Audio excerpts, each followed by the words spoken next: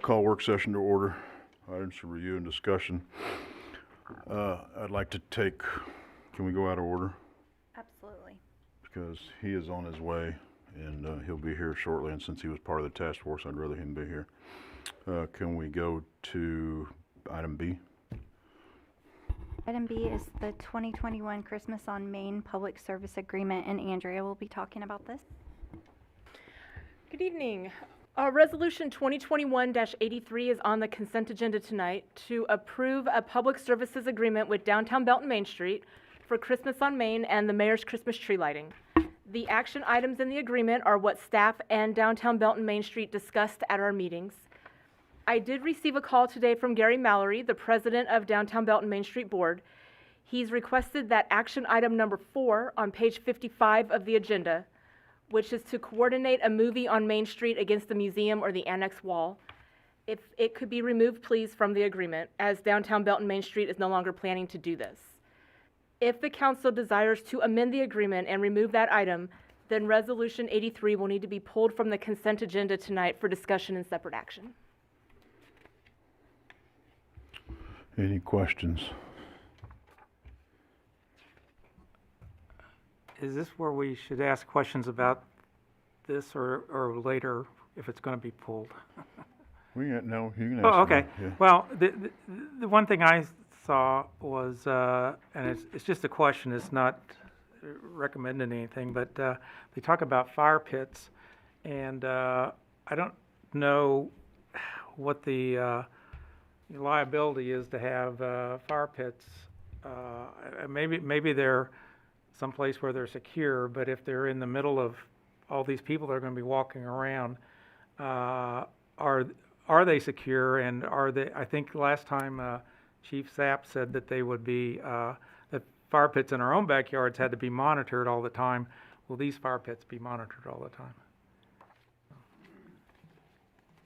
I can only speak towards the part that you referred to me, and that's a little, I mean, I'm assuming those will be observed, and that would be our requirements for Okay. there. But otherwise, from a fire code standpoint, the liability portion is really outside of our purview.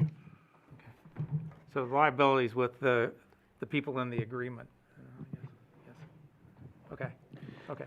One of the things I wanted to mention is there will be police officers that night, and we'll be providing security like we always do, and that'll be in the briefing for the officers to, if they saw someone getting too close or throwing stuff in to make a bigger fire, to jump in at that point. So something we would do. And the plan is to have people there monitoring. Oh, good. Good. That's all. I would like to add that I know Michelle has spoken to the fire marshal, so there has been some discussion about how to do that safely and properly. Because in the specific part that had to do with November 27th, they talked about, I think, gas heaters, and I just wondered if they might be safer than fire pits. But if everybody feels comfortable, I'm comfortable. The propane heaters are for that night for the Mayor's Christmas tree lighting, and those the park owns, and Downtown Belton Main Street will be providing the propane. Okay. The fire pits are for the Christmas on Main weekends, All right. and they'll be more sporadic. Okay. Thank you. Go ahead. When I looked at all these things that have been decided on, I got really excited because I think the whole event is exciting. But I am a little upset about the movie because I thought that would be a great thing for the kids. Is there a particular, could they not get the equipment, or is there a particular reason that Gary said they were going to The remove it? text I received and the phone call that I had with Gary only stated that Downtown Belton Main Street didn't want to do it anymore, so they asked for it to be removed out of the agreement. Interesting. Okay. That's too bad. That's too bad. Thank you. Anybody else? Seeing none, item C. Wait, Mayor, I'm Go sorry. ahead. No, you're fine. Go ahead. After my comment, I looked back. Diane, is there an issue with what I brought up? Not an issue with what you brought up. Can you come to Yeah, the lectern, please? Diane, come up to the police. Thank you.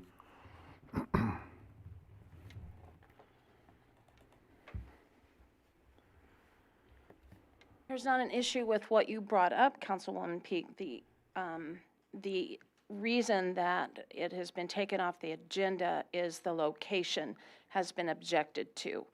So we are looking for a new place to put the movies. We are still hoping to be able to do movies later, but not at the location that was originally chosen, which was on the carriage house. On the carriage house. Can we just amend the document to say a location to be determined later? Yes, the city council could do that.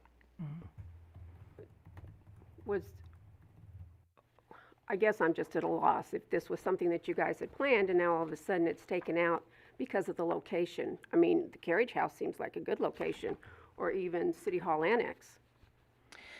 And we thought so too, because the purpose of having the movies at this end of Main Street was to continue to push the people down the street. Right. Not to leave them at the fire station area and then go home. We wanted to provide experiences all the way down through the 500 block. And having movies in the 500 block was our way of doing that. There's been an objection made, as I understand it, that the noise from the movie would bother the theater. And so we have been asked to not have our movies on the side of the carriage house. And we will respect that and look for a new location. What about City Hall Annex? If that was another option. I think the request, the concern was that entire open lot, not just on the carriage house, but on the entire open lot. I guess my concern is if this is a problem for the theater, then you're saying basically you don't want anybody down here. Is that what I'm hearing? Nope. As I said at the last meeting, we're all for the lights. We worked out a good plan with the Richardsons and the leaders of the Christmas on Main Street program for parking, and it never was. Well, first of all, their advertisement on Facebook, which has been up for several weeks, it says open air Christmas cinema at City Hall. So we always thought it was going to be on the building, 3 buildings up of the City Hall. And then this came up, and Gary and I talked, and I just said, I know that during other events like the car show and whatnot, the loudness of the speakers goes right through the walls of our theater, and if we're having so I said I can't get involved because it's always pointed at me a conflict of interest. So I asked BCPI to look into it, and they've already worked something out with Michelle, who you mentioned, or I guess Diane mentioned. So I guess my next question would be, if you're concerned about the music that you hear when they have the car shows, what about the Christmas music? Is that going to interfere? Are you going to? No, I've talked to Chris, and we've all agreed on everything's fine, except this all of a sudden just showed up, and I was concerned because I know that a noise source in that area, or a noise source in the alley for that matter, goes right through the walls of the old City Hall. And Chris Richardson said, we want to cooperate with you. And he wasn't here for that discussion, but when we talked about parking, we talked about lights, we talked about people walking around, we cooperated on everything. So, and everybody that I've talked to has said that we'll find another place for the movie. So that's all I can say. Okay. Diane, thank you very much. Thank you. The next item is to talk about the permit process workflow, and Dave and Greg are going to talk about that.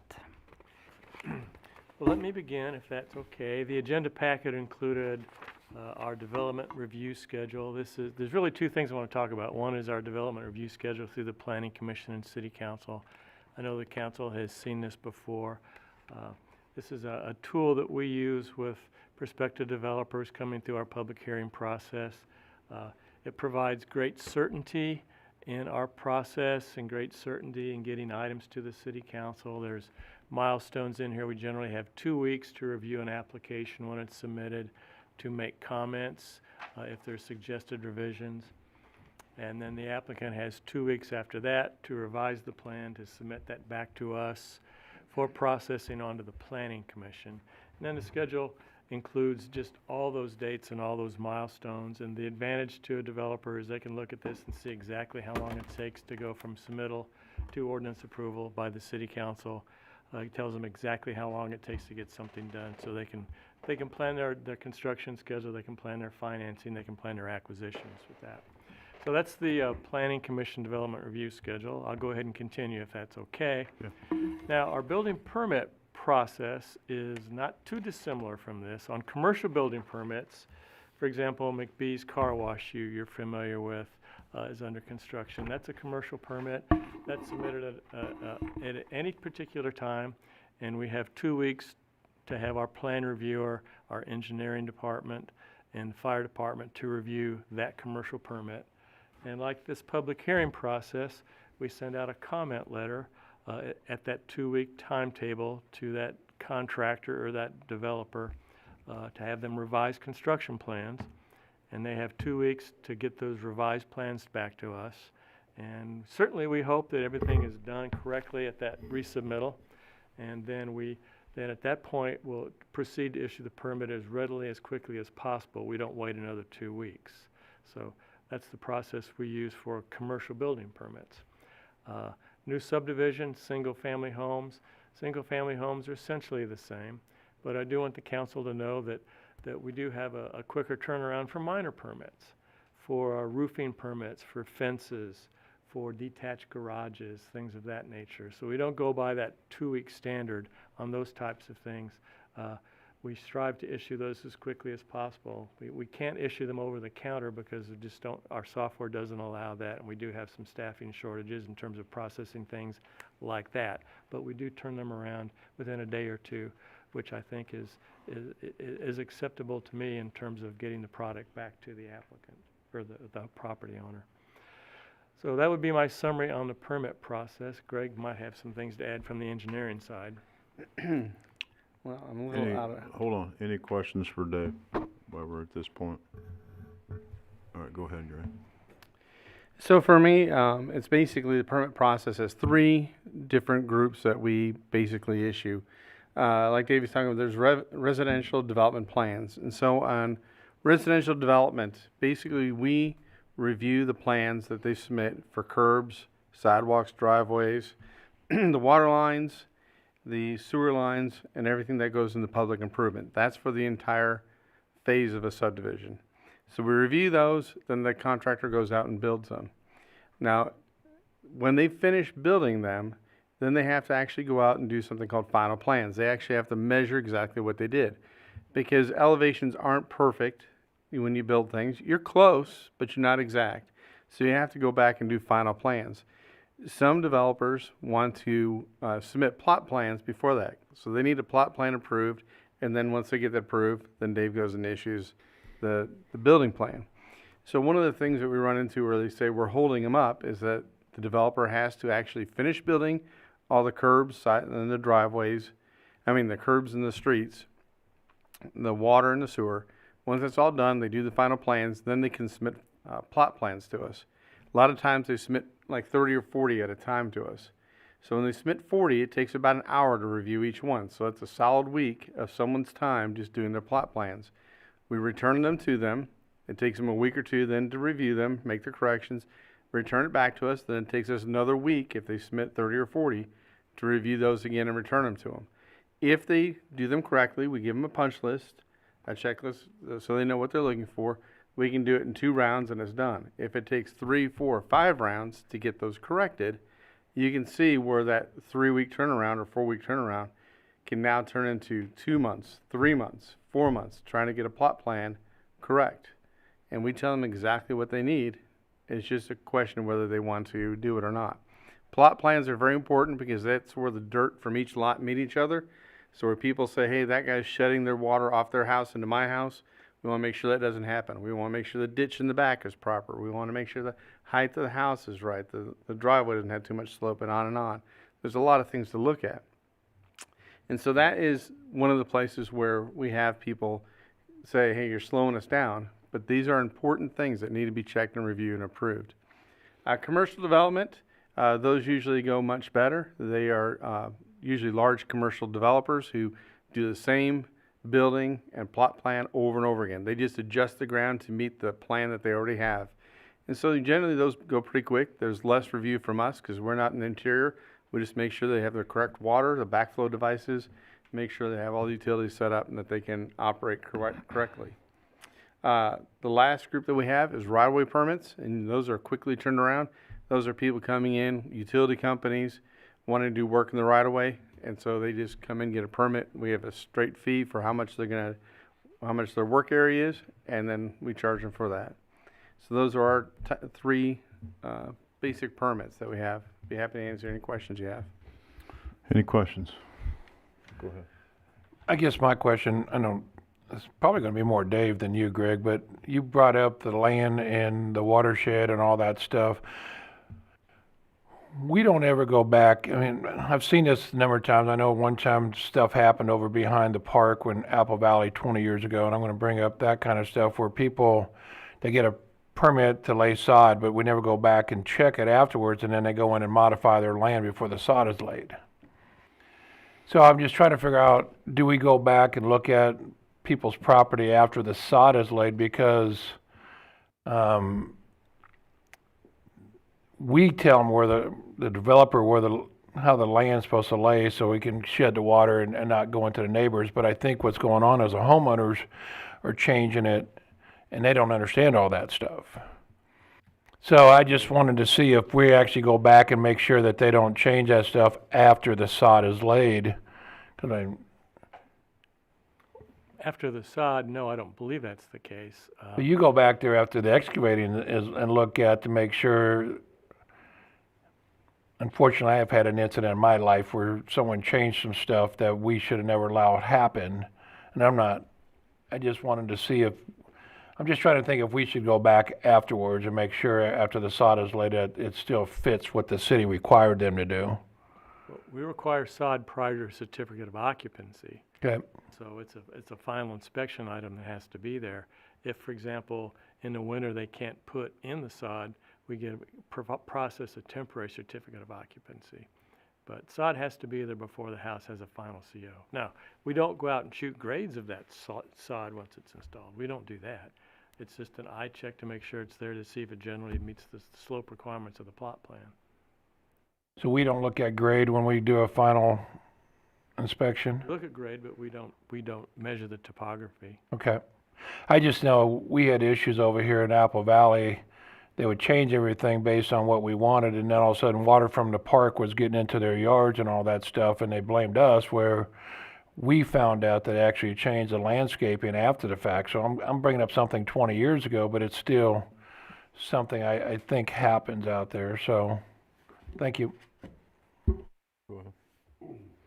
I think part of the problem exists when you start putting up wood fences, because that redirects water in ways that nobody could plan for. I mean, you've got water that came from the next door neighbor. It's now shielded in my property, but it shifts all over to somebody else or into a drainage ditch that it's not supposed to have. So, some of those things, I'm not sure you can legislate. I mean, it's difficult when you get to the final thing where people start putting up, a neighbor puts up a wood fence and I don't, and next one does, and so all of a sudden the water's on my property. Not intentional, but just the way the water flows. So in a lot of those properties, there are ditches in the back, there's little swales placed, and they all have drainage easements on them, and you're not supposed to put a fence across that drainage easement just to protect against that. I know. Anybody else? All right, let's go back to item A, and that will be me. as you know, we created a water task force. We've been meeting for almost 3 months now. Out of that task force meeting, all of those meetings, the group decided that they would recommend to the full council that we move forward with bonding the projects and doing all the work up front. How that generally is going to work, the Public Works Director is going to divide the projects up or the project up into 8 to 12 different projects according to how, he's already got it done. So we got 10 projects, there we go. Maybe 10. So, and then, now that we got that done, we're gonna ask the citizens to approve revenue bonds, SRF loans, bonds, and Sheila will explain that to us in a minute, on the April 2022 ballot to pay for all the projects. So you want to talk about that a second? Sure. So the plan includes 2 ballot questions. The first one is for voters to approve $60 million of revenue bonds to be used for these projects. And then in order to pay for those revenue bonds, right now we have a 1/2-cent capital improvement sales tax. That sales tax is currently being used to pay principal and interest on debt that was issued to build the interchange at I-49 and 163rd Street, and then also to purchase this building and do renovations here and at the police station and municipal court. That debt will be paid off March 1st, 2027. That 1/2-cent capital improvement sales tax is set to sunset on December 31st, 2028. It is, last year, that sales tax generated about $1.9 million. With the new revenues that we expect Chewy to generate, where the projection for next fiscal year is $2.6 million. That is the amount of principal and interest payments that would be required to pay the debt on the water infrastructure for 30 years. And so the proposal is that if the sales tax is extended, then we would be able to use that money in order to pay the revenue bonds back without increasing rates for these projects. Let's hold on, unless you got a question about what's been talked about already. Go ahead. My question is probably the $60 million. I mean, subjective number, Greg? Because I know when we first started out, it was 32, 33, and then add in a water tower. You're saying because of cost of goods today is why you're saying 60? And ductile iron. So there's 2. So the original plan was to replace all the cast iron. This plan includes the cast iron, the ductile iron that needs to be replaced, and the water tower. Gotcha. Got it. Go ahead. But you said that the tax wouldn't be available to 2028? It will be available beginning in after March of 2027. That's when the last payment.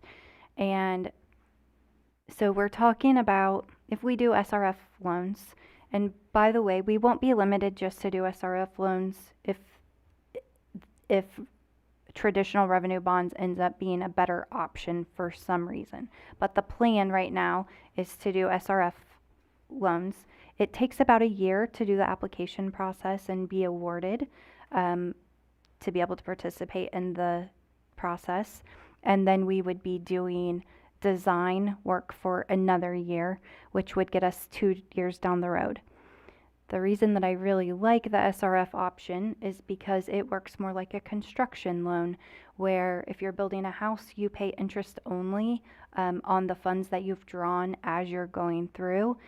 This work, the project will take 3 to 4 years. 3 to 4 years.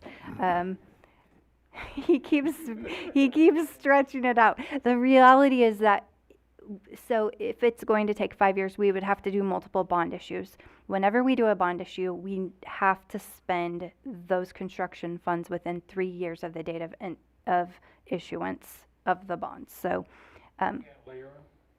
we can layer them. We can. So just depends on how hard you want to press Public Works. I just don't want Greg to be stressed out over 3 years when he thinks it's gonna take 5 or 6, so. Yes.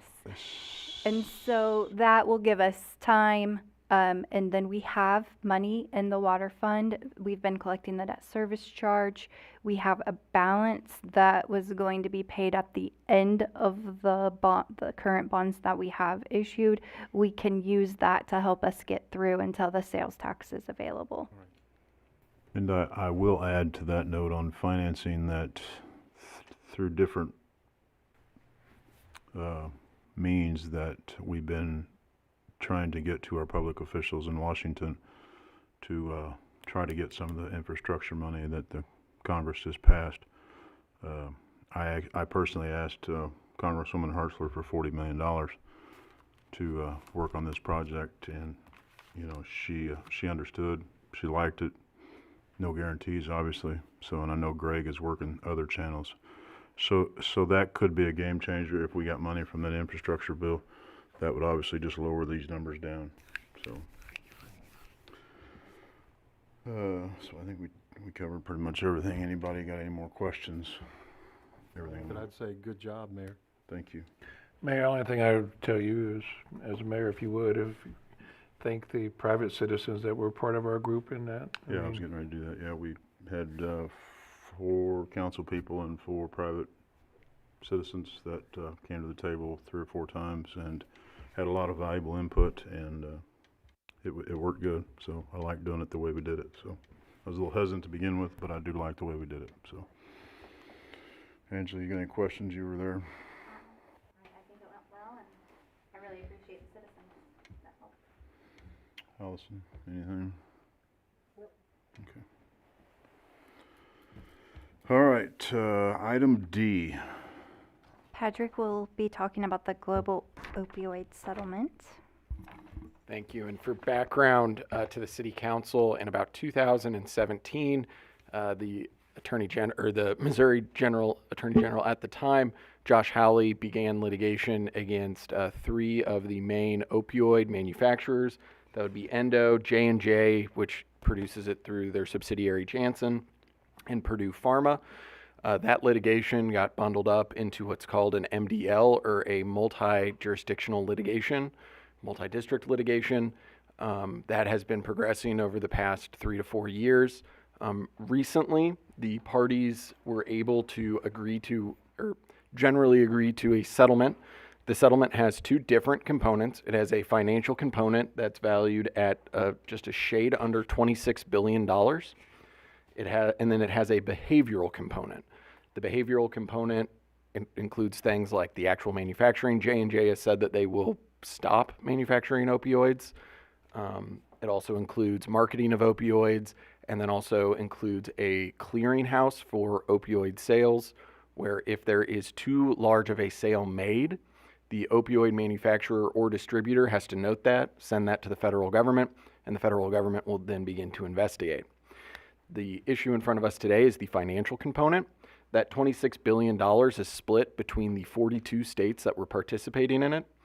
Missouri's proposed allocation is around $500 million. That $500 million, 85% of it has to be used for opioid remediation, which would include the care and treatment to address misuse, to treat opioid use and mitigate its effects.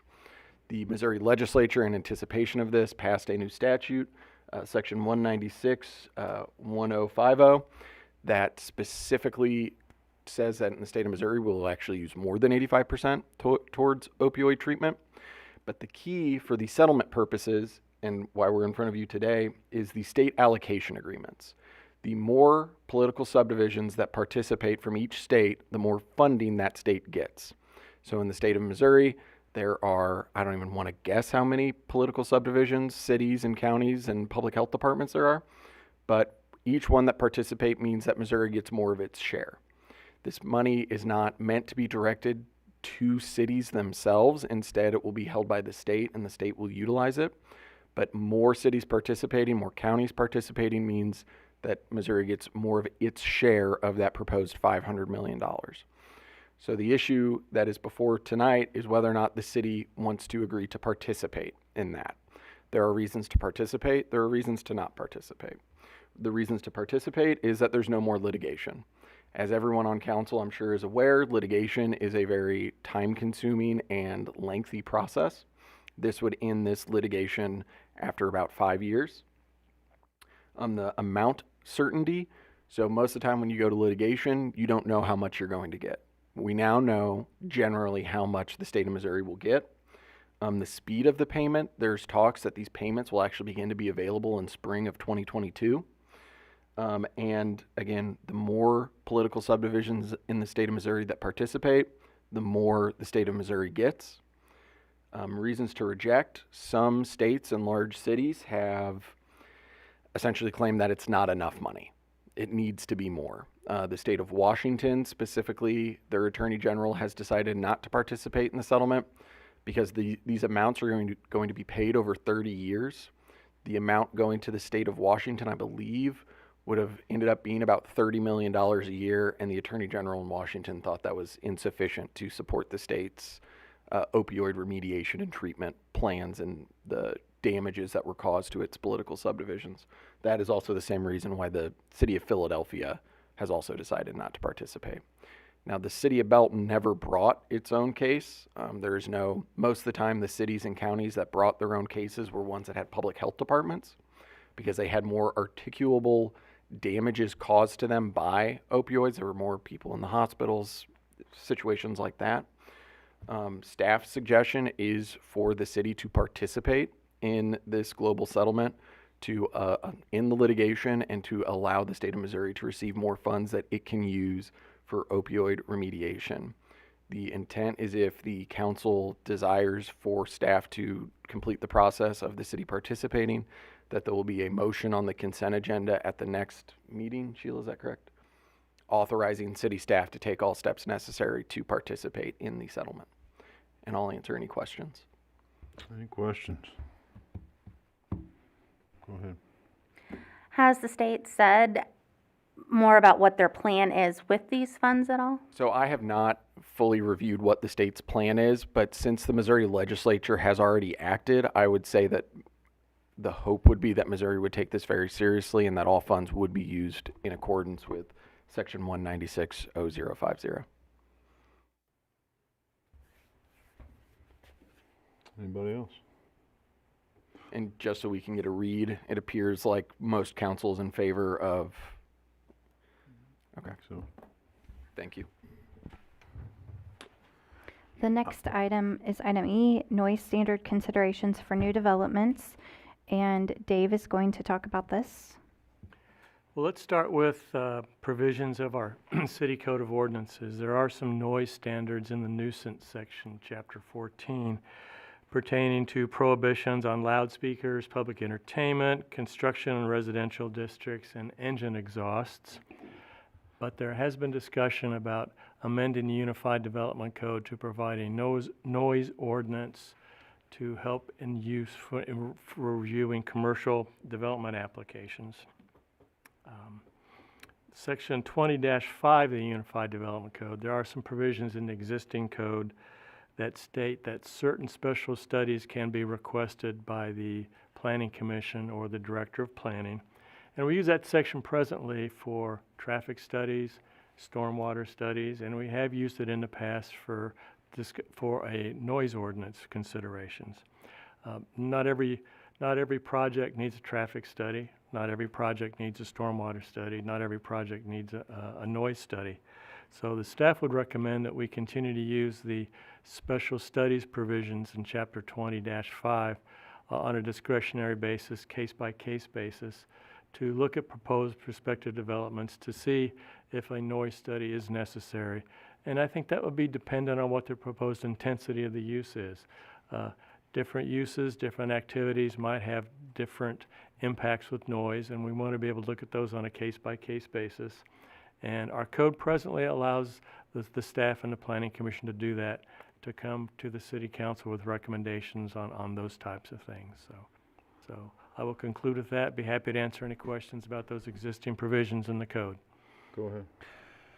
Dave, currently we have, like, I think our ordinance basically states there's a time, 6:30 in the morning to 8 o'clock at night, 10 o'clock at night, that, Overnight noise, yes. yeah, that they can only do like construction work and that kind of stuff, which is also, we can modify it on a case-to-case basis if they need to work nighttime for some reason, correct? I guess I don't understand what's going on and why we need to modify what we have. I agree with you that I think we need to keep this on a case-by-case basis and be able to adjust it when we think we need to. That's me personally, so thank you. Anybody else? Well, I think you got passed out tonight. You may not have had a chance to read it. Something that I proposed to the Planning Commission when Dave last summer asked for new UDC amendments. And one of them was to at least require a noise, have an ordinance that required a noise study, not for construction noise, but for ongoing noise. Noise from new facilities, new plants, new factories, whatever that might be coming into Belton and looking for zoning changes or plans, new plans. So I actually, since I have a background in noise, I proposed a way to evaluate projects, and the Planning Commission said, whoa, that's great, but first, we would like to have an outside firm do a noise study to answer whether we need one of these, but B, show us the right way to do it, so that we're not discouraging development, but we're also accommodating residents who may have to live with double or triple the amount of noise in their backyard than what they had before the start of the facility. So in their September meeting, the Planning Commission recommended to this body that they consider, I think that was the word, consider a noise study, not a noise study for any particular project, not a noise study for our ordinances, but just a noise study to evaluate whether we need a noise ordinance or not, and if we do, what would be the key parts of that noise ordinance. So that's kind of a summary of this that was passed out. I can answer questions about that, but I think, and Dave can correct me if I'm wrong, because like I said, Dave believes, and I respect his opinion, that what we have now is sufficient. And I think we need just a little stronger teeth that requires the Planning Commission and the new developer to at least look at noise. I mean, if he or she comes in and says, we're totally enclosed, we're a silent movie a place, then that's no big deal. But if he's a factory where they're banging out metal parts 24/7, then it may be an issue. So this is what I garnered from being on the Planning Commission, is that the City Council has been done on other proposed ordinances. Consider financing a study by an independent company into creating an ordinance that would accomplish the goal of limiting the effect of noise level from proposed developments on existing neighbors. And that's not construction noise, again, that's ongoing noise. In addition, the ordinances would require that developers provide their own studies to show how they plan to meet the noise limits required for their projects. So we did provide a noise level for North Point. We've asked about noise levels for other things that have come up in front of the Planning Commission, at least since I've been on it. And I just think once Dave or myself or whoever leaves the Planning Commission, if there's not a mention of considering noise in the ordinances, just like there is for lighting. Everybody has to do a lighting survey, or a lighting plan, or they actually have to meet the requirements of the lighting ordinance. The similar thing would be for noise. So again, I'm just bringing, of course, I'm bringing something that I proposed in the first place, but I'm just bringing the recommendation from the Planning Commission, which voted to bring it here for a vote as to whether, for consideration of a study to check the feasibility of this. Lori? I agree with what Dave had to say and the staff recommendations. I don't think we need to, I think case by case takes care of it, and I think that's just the easiest way to do it, and for everyone, and it's equal for everyone. So I think what was recommended here, this last page is, I won't even say what I want to say, what I said when I read it, but I think case by case, we've already got it, it's already there, we don't need to change it. Go ahead. We have made every effort to be business friendly. I really don't want to see us throw another wrench into the process of bringing new businesses in here. I think it's a situation where, you know, noise to me, Chief, if you really want to get noise, I get upset when I'm sitting in the car in a stoplight and the car comes up to me with a boom box going and it vibrates my car. Now that bothers me, yes. So anyway, noise is kind of various, depends on the person. You know, what might be really bad to you may not be bad to me, but I'm a little hard of hearing, by the way. So I'll tell you a quick story that might have impact on it. I used to, when I was in college, there was a stoplight down a hill, and my house was like 2 doors up from the stoplight. And so the semis would come down and start downshifting to the stoplight.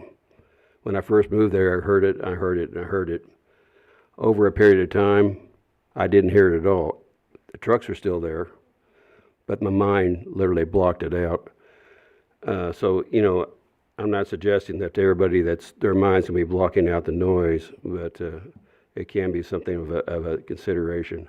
But I'm opposed to anything that's going to cause businesses to jump through another hoop that we don't need to jump through. Angela?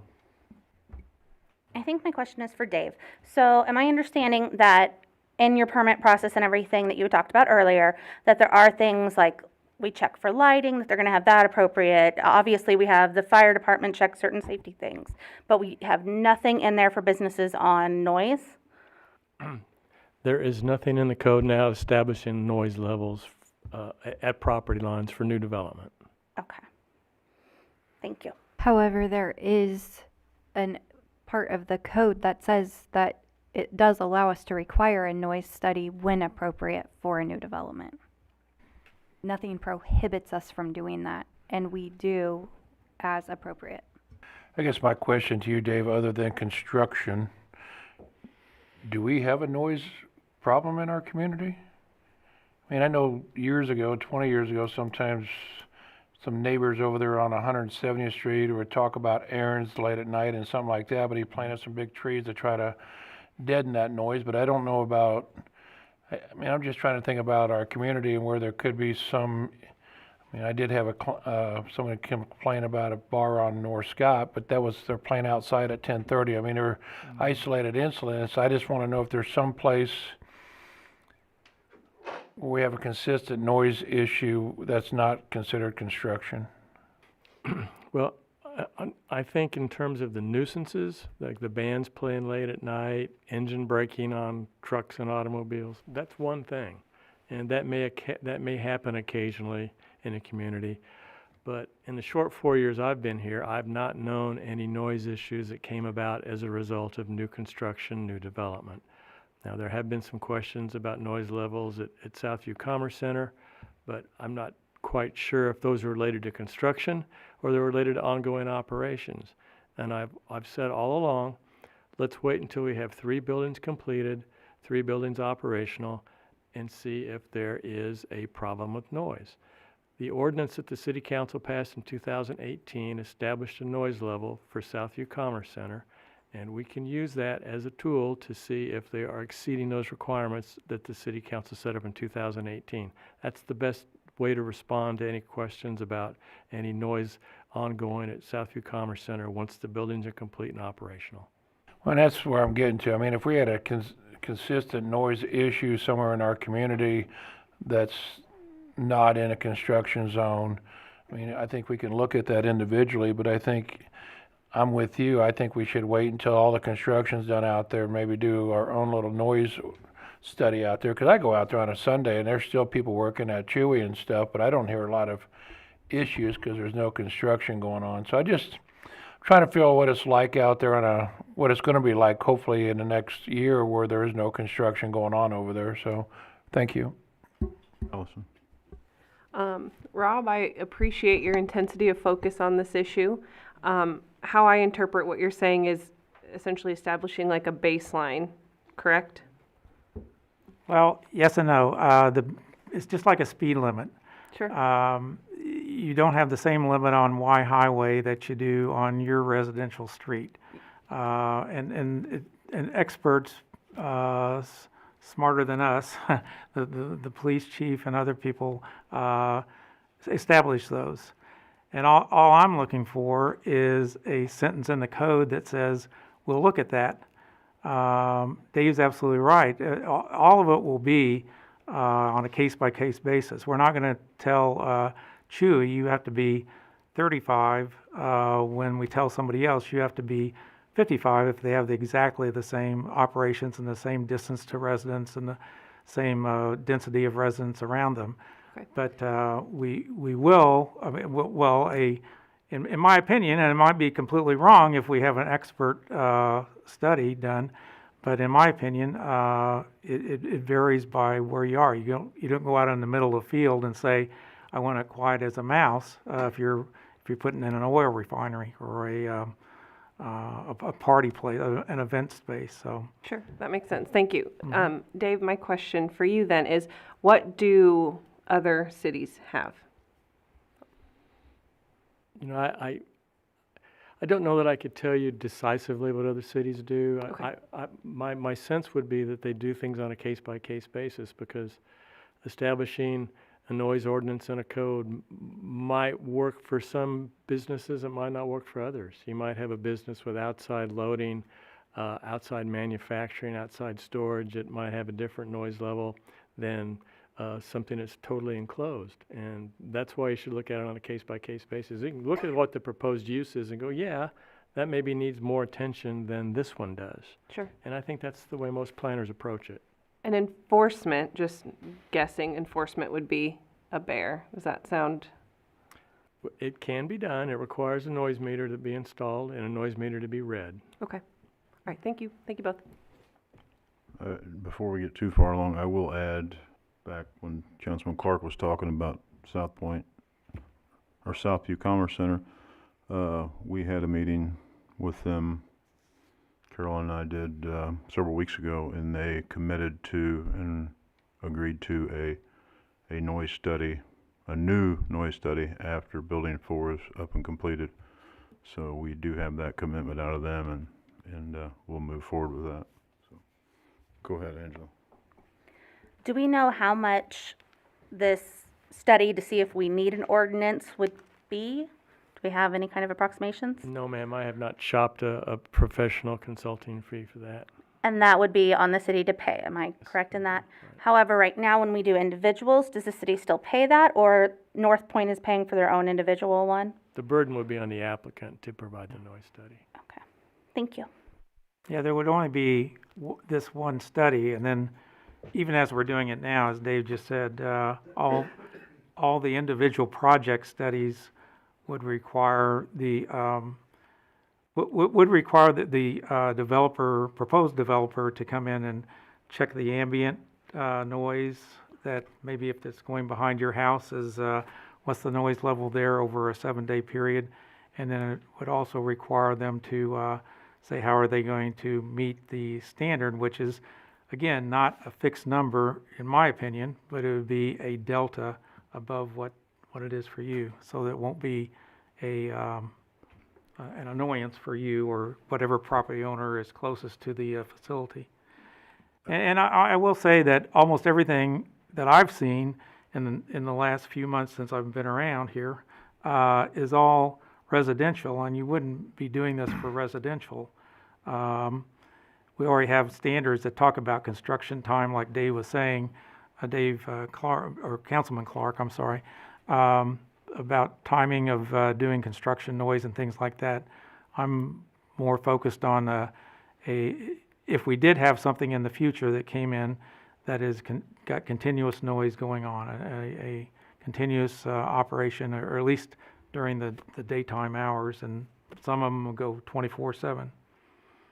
I guess, are you done? Yes. Oh, I'm I sorry. guess Go a ahead. question I have is, as I'm sitting here thinking about this, how would you do a citywide study now in the next 3 months? And then 5 years, and we change the ordinance to do this, and 5 years from now, we have somebody come in and wants to build. To me, that study seems like it's obsolete 5 years ago. When you're, 5 years down the road, a lot of things could have changed from that study. So I'm a little perplexed by that. To me, it seems like we need to do it case by case basis and enforce what is done at the time of each case. To me, that makes more sense. Yeah. Well, again, just make sure we're talking on the same wavelength. The study I'm proposing isn't to go around and see what are the ambient noise levels throughout the city. It's to hire somebody to look over our shoulders and say, this is the way St. Louis or Boston or Houston, Texas, or cities similar to us handle ordinances and how they handle specifically noise ordinances. There wouldn't be any measurement involved. It would be just guiding us in writing. And it might be they come down to the conclusion of exactly what Dave is recommending, or staff is recommending, that we don't put anything in there except the fact that the statement that if we think there might be a noise problem, we may require them to do some noise work on an individual basis. I was hoping for a step, and that's what I took to the Planning Commission, a step closer. There's an ordinance that's saying there will be a noise report, let's just call it a report now, a report by each developer who plans to come in with a factory, with a car wash facility, whatever, that is obviously going to be generating noise. In fact, we can make a list of things if that's what the study had advised us to do in the ordinance. So. I'm sitting here analyzing this thing a little bit. I do have a problem.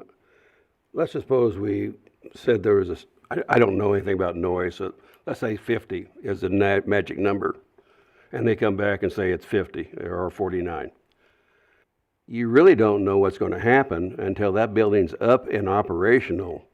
I mean, you can do everything you want to on paper, and you can do all these noise studies, but until the building is built and operational, that is going to be the true sound you're talking about. So if we were to establish the thing, I'm not sure it'd be worthwhile, because it may not be what it is. It could be quieter, it could be noisier, but the magic number, whatever that magic number is, may not be a realistic number. I mean, something that is an operation, it may have a different ring to it than the one that looks on paper.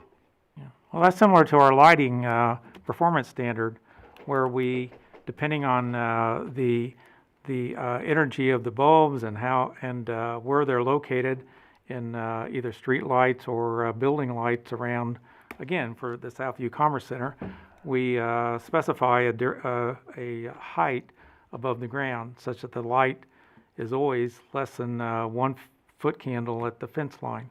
And you're absolutely right. All it does is it, in quotes, forces the developer, and I see what you're saying, let's not put any more constrictions on developers, but it forces the developer to consider noise and say, oh yeah, you're right. To make 50, we're going to have to put in maybe another insulated wall, or maybe we're going to have to put a muffler on our blower or whatever. And then afterwards, they come back and say, look, we were shooting for 50, we made 45, so we're going to keep going. But if they, at the end, show that it's 55, then they're going to, before we get a certificate of occupancy, they're going to, or whatever, they're going to bring in their noise guy and say, hey, we can't do this because Belton told us 50, and we're at 55, we got to do something. So it's.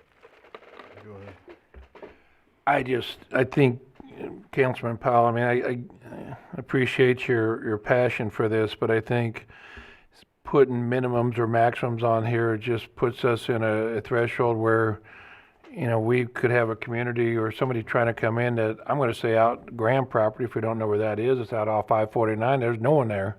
So if we're going to put any type of sound limits on someone going out in non-residential neighborhoods, I just think what we have works, and I think, like Dave said, if we got someone that does a 24/7 outside, I mean, we can control that if it's in a residential neighborhood by our ordinances. I mean, we can put a sound ordinance on them. So, again, I'm just going to go back, and Mayor, I think you're right. I think putting something in there that 5 years down the road, it could come back and bite us and we don't get somebody. I just think allowing the staff to use their expertise and doing it by a case-by-case study is the best way to doing it.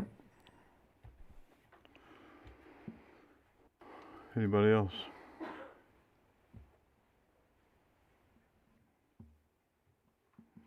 I'm feeling a consensus to not do more work on this topic.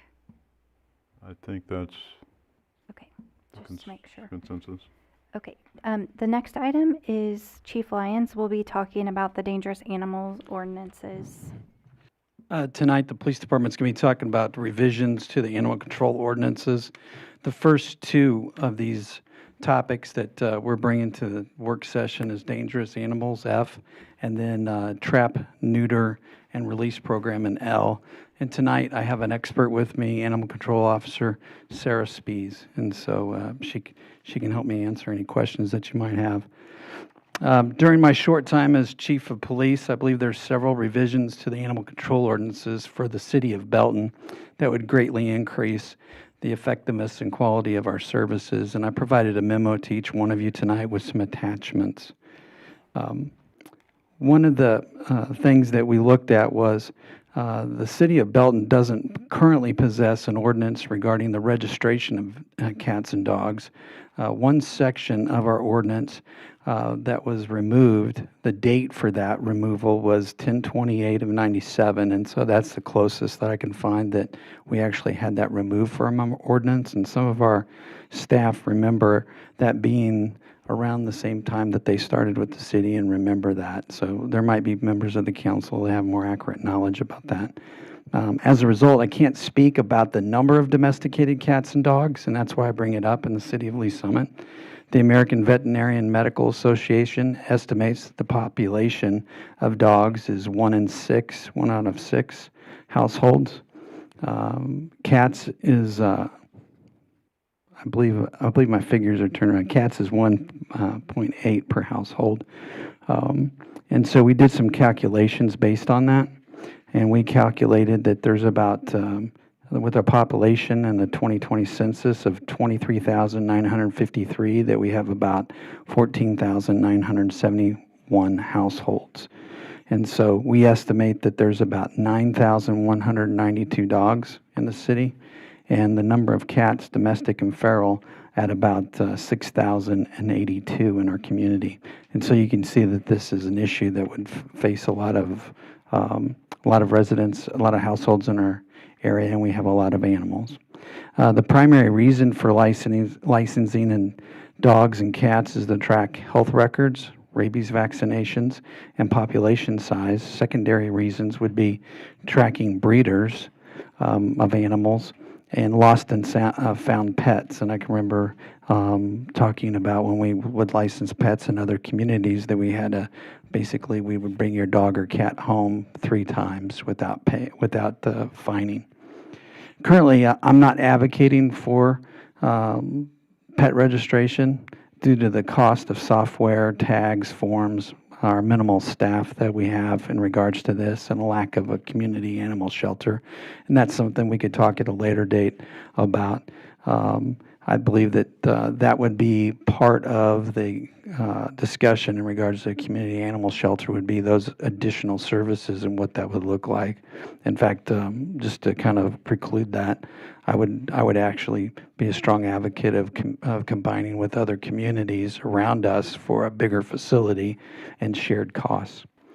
Our staff feels that the registration ordinances in Chapter 4, Section 85 and Chapter 4, Section 113 should be removed because it causes difficulty when we're looking at enforcement and we're looking at issuing citations, those things that refer to registration. And I believe that these things were just simply missed when the other things were taken out in 1997. And so Chapter 4, Section 85, dangerous animal registration, it reads that owners of dangerous dogs in the incorporated limits of the city shall be required to register their dogs with animal control as a dangerous dog within 30 days. And it goes on. We do not have a registration process. A removal of the second ordinance for Chapter 4, 113. It's basically guard dog registration. Again, we don't do that, and we have no way of doing that. The revision to Chapter 4, Section 1, the definition of a pet owner. This is key, and the next revisions are key to dealing with dangerous dogs. That is the topic of this particular work session item. We would like to have the registration changed because the current definition does not specify the number of days allowing owners to turn over owned pets to the city as strays. And so the staff recommends that the city of Belton align itself with other surrounding communities for determining how long a person can care for an animal before it becomes theirs. An example of this is if someone takes in a cat, they find a stray cat, under the current ordinance, as soon as they take it into their house, they possess it and it's their animal and they're in violation. That's not the intent of the person that's trying to help out the animal. And we believe that we would actually go a little bit further and join other cities in allowing a number of days, because then that allows them to continue to search for that owner and then maybe turn it over to us so then we can continue the search. And so, for example, the city of Lee Summit specifies 3 days, while the city of Overland Park specifies 7 days. As a result, our staff suggests that the city of Belton amend this current definition to state any person owning, keeping, and harboring an animal, or any person who possesses or allows any animal to habitually remain or be lodged or fed within his or her house, yard, or property for 5 days or more. So I think that that's a great way of just getting in the middle of what we see other cities are doing. On the low end, 3 days. On the high end, 7. In regards to revision in Chapter 4, Section 1, animal control definitions of a dangerous dog, we've had several of these incidents involving dogs attacking other animals, and staff found that the current definition on the next page, page 3, fails to apply when dogs severely injure other animals. They don't always kill the animal that they're attacking, but our ordinance specifies that the other animal is the attack caused death. As a result, the attacking dogs would not meet the definition under the current ordinance, and we believe that changing that to put in there severely injure would also allow us to prosecute or enforce that part of our ordinance.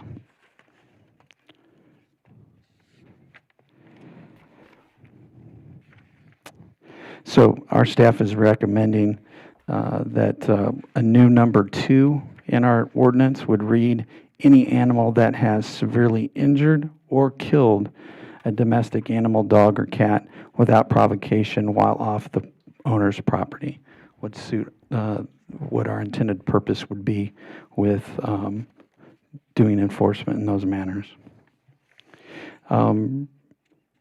We're suggesting that Chapter 4, Section 81, Dangerous Dog Compliance, be revised. The current ordinance does not specify who is allowed to determine if an animal is dangerous or a penalty for noncompliance. This ordinance states that no person or owner shall harbor, maintain, or allow to be in or upon a premises, occupied by him or her, or under his or her charge, or control any dog which has been deemed to be dangerous pursuant to the provisions hereof without adhering to the requirements of this article. Staff is recommending adding these 2 additional paragraphs below that would say, it shall be unlawful for any owner, keeper, or harborer of a dangerous animal to fail to comply with the requirements and conditions set forth in this chapter. Failure to comply within 10 days would result in immediate seizure and impoundment. Animal control can then request a court order to remove or move for destruction of the animal from a Belton municipal judge.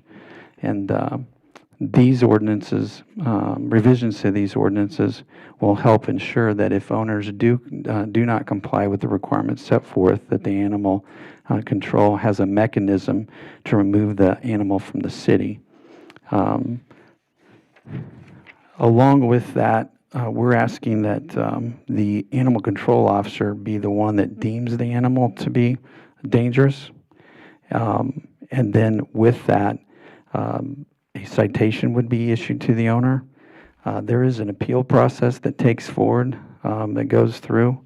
And during that appeal process, that can take up to 15 days. And then once that appeal process is over, then they have only 10 days to come into compliance. There are cities that allow for more time, but we feel like 10 days was a good accommodation when we looked at the other cities. One city had 30 days. I think that puts a dangerous dog in the city out of compliance for 45 days. That means that the dog is not wearing a collar, it's not wearing a muzzle, it's still acting in its yard, it can be taken out in public, and it creates a situation where the dog would still be, while it's being considered to be dangerous, being taken out into the public and could be even taken to the dog park where other attacks can take place. But we feel like the entire revisions that we came up with in regards to this would help us serve the citizens better when considering dangerous dogs. That was a mouthful. Thank Yes, you. it was. Go ahead. I know we're talking about dogs and cats. I'm just kind of curious, how would you fit into this exotic animals? Like, I have a pet lion at home kind of thing. Separate ordinance that pertains to exotics. Yeah. Okay. We actually have a completely separate ordinance that pertains to exotic animals, and that ordinance does exempt dangerous dogs from that ordinance in particular. And I can give you that ordinance as well. That's okay. It was just a thought process, because you see sometimes reading the paper where people have these animals at home. I don't think there's any in Belton, but I don't know. Not that we're aware of, and currently that ordinance does not allow us to have any exotic pets except for snakes, and then those have to be under 6 feet in length and then registered with the state and Department of Agriculture. Thank you. Anybody else? Go ahead, Allison. I'll just call out something I like about the proposed changes to Chapter 4, Section 1, allowing 5 days for someone who wants to help, right? I'm the kind of person that if I see a stray, I think, should I go get that dog and check for a collar and try to help and put it on Facebook and drive my husband crazy, but that's how I am. So is your read on this that allowing up to 5 days for residents to try to find the animal's home, will that drive down costs of you immediately get a call and you're taking cats to Wayside at what, a cost of $75 an animal? It's $150 per animal currently that we take to Wayside, and the Okay. objective is our citizens want to help, they want to be able to help, and currently if you take an animal into your home, dog, cat, whatever it may be, the minute you take responsibility for that animal, you pick it up on the side of the road, it's yours. Yeah. You own it, and that's not fair to people that want to help. Sure, perfect, okay, I like that, and I know later in the packet, there's numbers on what we spend to get these misplaced or lost animals, or in some cases feral animals, off the streets, and it's, not an insignificant number, so that's an upside, thank you. Anybody else? Thank you. Thank you. The next topic is the Public Works Committee, and Greg's going to talk about that. So back several years ago, the Public Works Committee was formed. The Public Works Committee was formed several years ago, and this is a section of code that it says the Public Works Committee may advise staff under this chapter and make recommendations to the City Council. And basically that was set up to have the public and council involved in the direction and things that are going on in Public Works. That was set up quite a while ago, and basically what your mayor's task force just did was exactly what that was supposed to be. And so since this was started, we have had direction given to us for streets, and that's why we're doing street reconstruction. We've now done the water lines, we've done sewers, and we've done storm sewer, where we have a plan on how we attack the storm sewer problems, the flooding problems that we have. So at this point, all those issues have been addressed. They've been addressed with public input, with the council's input, and so this committee has kind of lived its life, and at this point, we're looking at dissolving it. Happy to have any input that you have. Any questions, any thoughts, concerns? Okay with that proposal? Okay, the next item is item H, the Bronson Manor final plat, and then I'm just going to go ahead and introduce the Tradition 6-phase final plat right after that. And Dave's going to talk about both those. Well, let's talk briefly about the Bronson Manor plat. The Planning Commission considered this final plat at their meeting of October 18th and are recommending approval to the City Council. This is a parcel of property located on the north side of Belray Drive between Greenwald and McKinley Streets.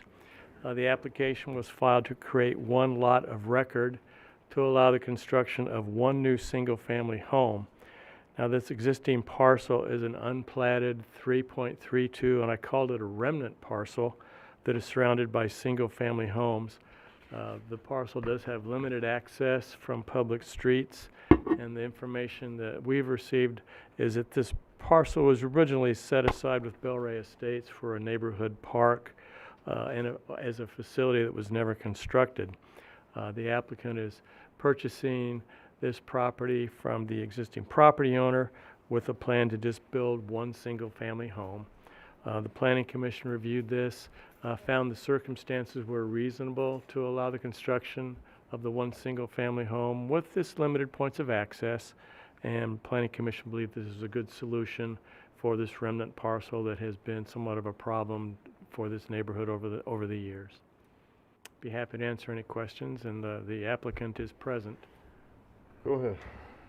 So I'm assuming when you say it's been a problem, is that like not been kept up and mowed and all that good stuff?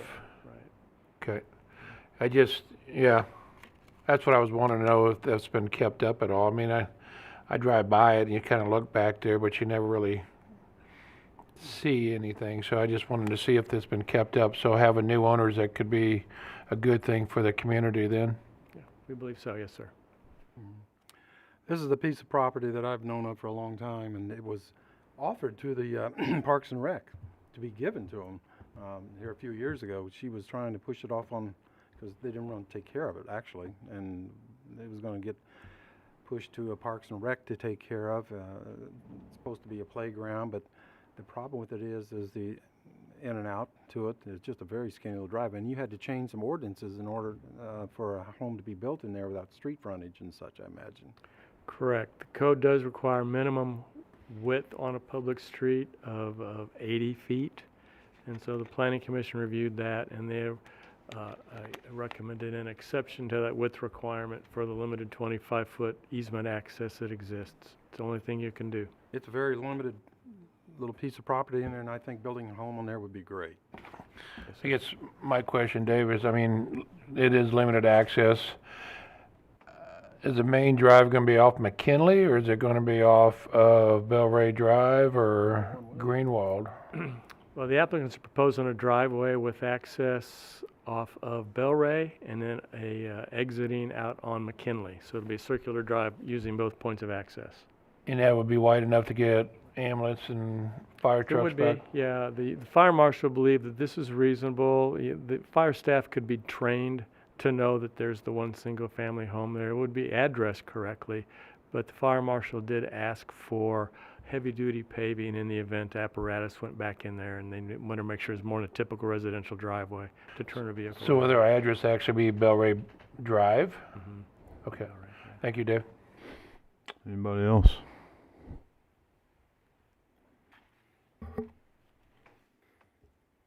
Aye. All right, we'll continue with Planning Commission items from that October 18th agenda. This is a final plat for Tradition 6 plat. This plat will provide for the construction of additional phase of single-family homes in the Traditions planned unit development. This phase provides for 57 new lots for future construction, adding to new home inventory in the area. And it's important to point out that this will be the last phase of single-family homes in the Traditions. Traditions is a planned unit development that was originally approved in 2006. It stalled a little bit with the economy taking a dive in 2007, 2008. The subdivision has come back very strong, and this is the last phase of single-family homes. So it's interesting to see the turnaround of that subdivision, and the Planning Commission did recommend approval of this final phase in that subdivision. Any questions? Go ahead. Dave, I know that, I don't know, a year ago or 2 years ago, whenever all this was coming about, that there was concerns and questions about runoff, going down to the property to the south. And is there going to be enough of a pondage to control going down to the south, because into that pond and causing any problems? Let's let Greg answer that question. Okay, Greg, go ahead. That's a good choice. So that pond is designed to handle it according to our APWA specifications. So it was not constructed in the earlier phases, but it will be constructed. Okay, all right, thank you. Just to clarify, are you talking about the pond on the property or the pond to the south? Both. Okay, all right. Go ahead. Dave, I guess my question to you is, do they have an HOA, and if not, who's going to maintain the land around it is not being developed? Yeah, there's 4 tracks with this phase, and there will be a homeowners association. It's not in place yet, but there will be. Okay, thank you. Any other questions? I guess my question is because it seemed like there are some subdivisions out there without an HOA, and then there's lots that have these detention ponds in them that nobody maintains. I'm just trying to figure out, how do we move forward where those detention ponds are owned by the subdivision and not some individual? Well, I'm talking like Georgia Place specifically. There's 2 of them in there that nobody ever takes care of them. Right. Our code requires that with the final plats being filed, that the documents for homeowner association be submitted, and those are submitted and recorded with the county. So that creates it. It takes a period of time before X number of houses are built before it's turned over to that new association. So it doesn't happen right away. But once that's done, they have to sustain themselves. This homeowners association have to sustain themselves through dues and through maintenance and through their own management. So, the city can't guarantee the success of those things over time. And I think that's what's happened in the community in the past, is that associations have floundered without funding or without management. Well, I don't think, of course, I mean, that sounds like a new thing and it sounds good, but I don't think we had that kind of ordinance or something like that when something like Georgia Place was built, because I don't think they ever had one. I mean, I know Bel Ray had one back in the 70s, but it was defunct before the 90s, so when I moved out there. So I just know there's a lot of these open areas that we got to make sure that they're being taken care of, not just today, but in the future when the developers leave. So, thank you. Well, we actually were just recently in Apple Valley, we had this similar situation where the homeowners association, as soon as they got enough critical mass, they voted to disband, and they never cared for the property. And Belton, I think, ended up mowing it for several years until finally there was a lien filed. But that's a whole other subject. But Anything else? Item J. Carolyn's going to talk about the Chapter 353 Old Town Belton applicants. Good evening. I just wanted to make you aware that the Old Town Belton Redevelopment Board met last Wednesday on November 3rd. They reviewed 2 applications for tax abatement under the Old Town Belton Redevelopment Plan. The vote was unanimous by the board to recommend approval to the City Council for each application. Those applications are 411 Main Street and 511 Main Street. Those are both commercial buildings. Public notice did go out yesterday per state statute, and before you on the next council meeting on the 30th will be a public hearing and a first reading from City Council on both of those applications. So this is really just an update. Any questions? Thank you. Item K, Mr. Attorney. Thank you very much. As most of the council is aware, Google Fiber has reached out to the city about installing telecommunications facilities, specifically fiber, in the city of Belton. Over the past 3 to 4 months, the city and Google have negotiated a license agreement that authorizes Google to utilize the city's right-of-way to install those facilities. That is required by both the city code and Missouri law. They have to receive consent of the city council to utilize the right-of-way. Some of the key terms of the proposed license agreement are, one, that it is non-exclusive. Whenever we do a license agreement, a right-of-way use agreement, or a franchise agreement, they do not have exclusive use of the right-of-way. It is all still subject to the city and its ability to provide grants to other providers. It is also subject to the city's right-of-way code, as it may be amended by the city council or future city councils. Requires certain levels of insurance and indemnification, includes the payment of 1% of gross receipts from Google Fiber to the city as part of its ability to access and utilize the right-of-way, requires the restoration of the right-of-way after construction in compliance with the city code, and something that doesn't sound important now, but looking back, it is very important, is that Google will be paying its permit fees. When Google originally came to the Kansas City, Missouri area, and Greg can attest to this, everybody waived their fees besides the city of Raytown.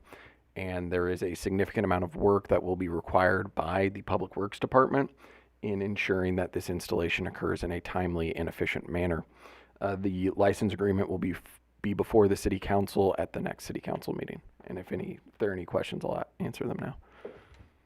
Go ahead. So I have a question that's related and came up just last week on Facebook. With companies like Google Fiber or AT&T or Spectrum, when they have the agreement to be able to go into easements, do they have to notify the housing area? We had some instances where they're saying they were blocked from getting their cars out of driveways because of the digging, and then we're also having people saying they're not putting it back very nicely.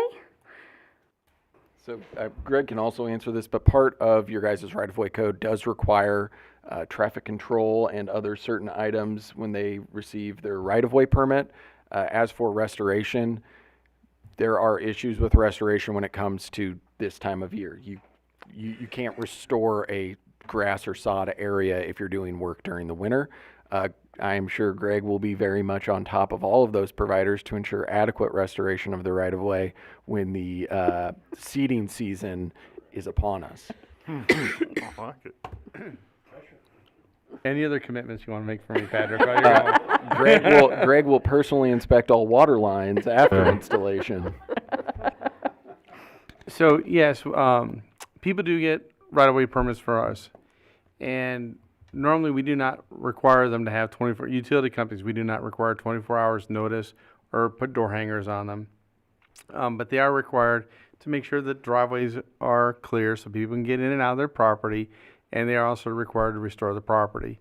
And so we do go back and check and make sure they do it. Now, some of them are more difficult than others on how we get them to come back and make their corrections, and it takes us a little time, and there's a lot of calling going on. And the biggest hammer that we have is that we tell them you can't come back until you fix this, you can't go over here. Some utility companies then just don't pull permits and just continue on. And so it's a nonstop struggle. So we can continue to work with them. So if a citizen is having an issue, are they supposed to contact you then, or? They can call into the city and we'll help them. We had someone today come to the front counter and I got their information and we're gonna chase it down. Wonderful, thank you. It would also be good to note that, like a lot of different areas, the Missouri legislature has preempted municipal authority over its own public rights of way when it comes to right-of-way users.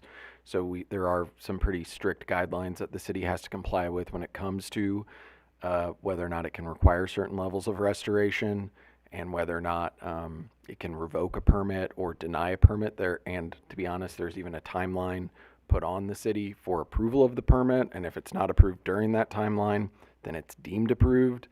So there's preemption by the Missouri legislature, and I think a really good example of the amount of preemption is if you ever drive downtown Kansas City, where there are significant amount of utility cuts, fiber cuts, just potholing most of the right-of-way down there.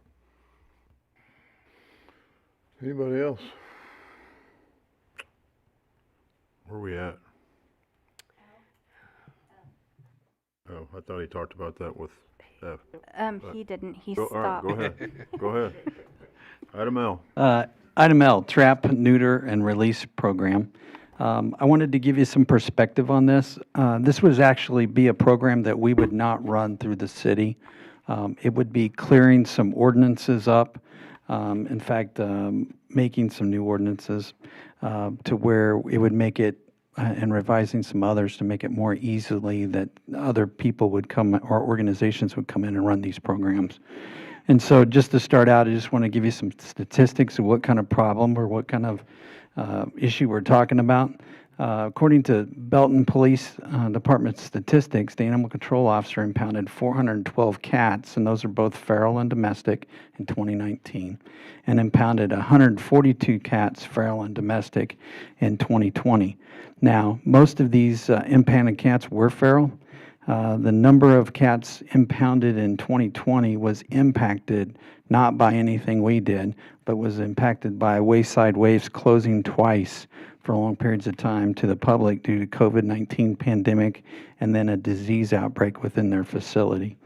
The cost associated with impound cats was $32,075 in 2019 for those 412 cats, and $14,430 in 2020. So both significant amounts of money that we pay in regards to taking those cats, impounding them, taking them to Wayside Waves where they do what they do.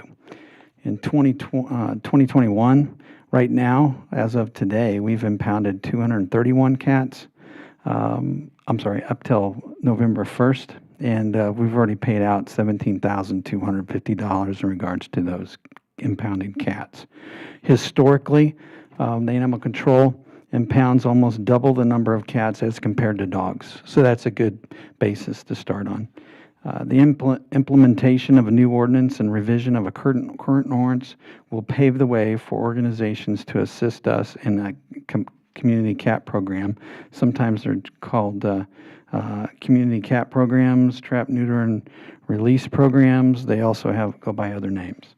The new ordinance that we're suggesting is control feeding of feral, stray, and wild animals. And there's several examples here in our very recently where citizens have contributed to the feeding of feral/stray cats and wildlife.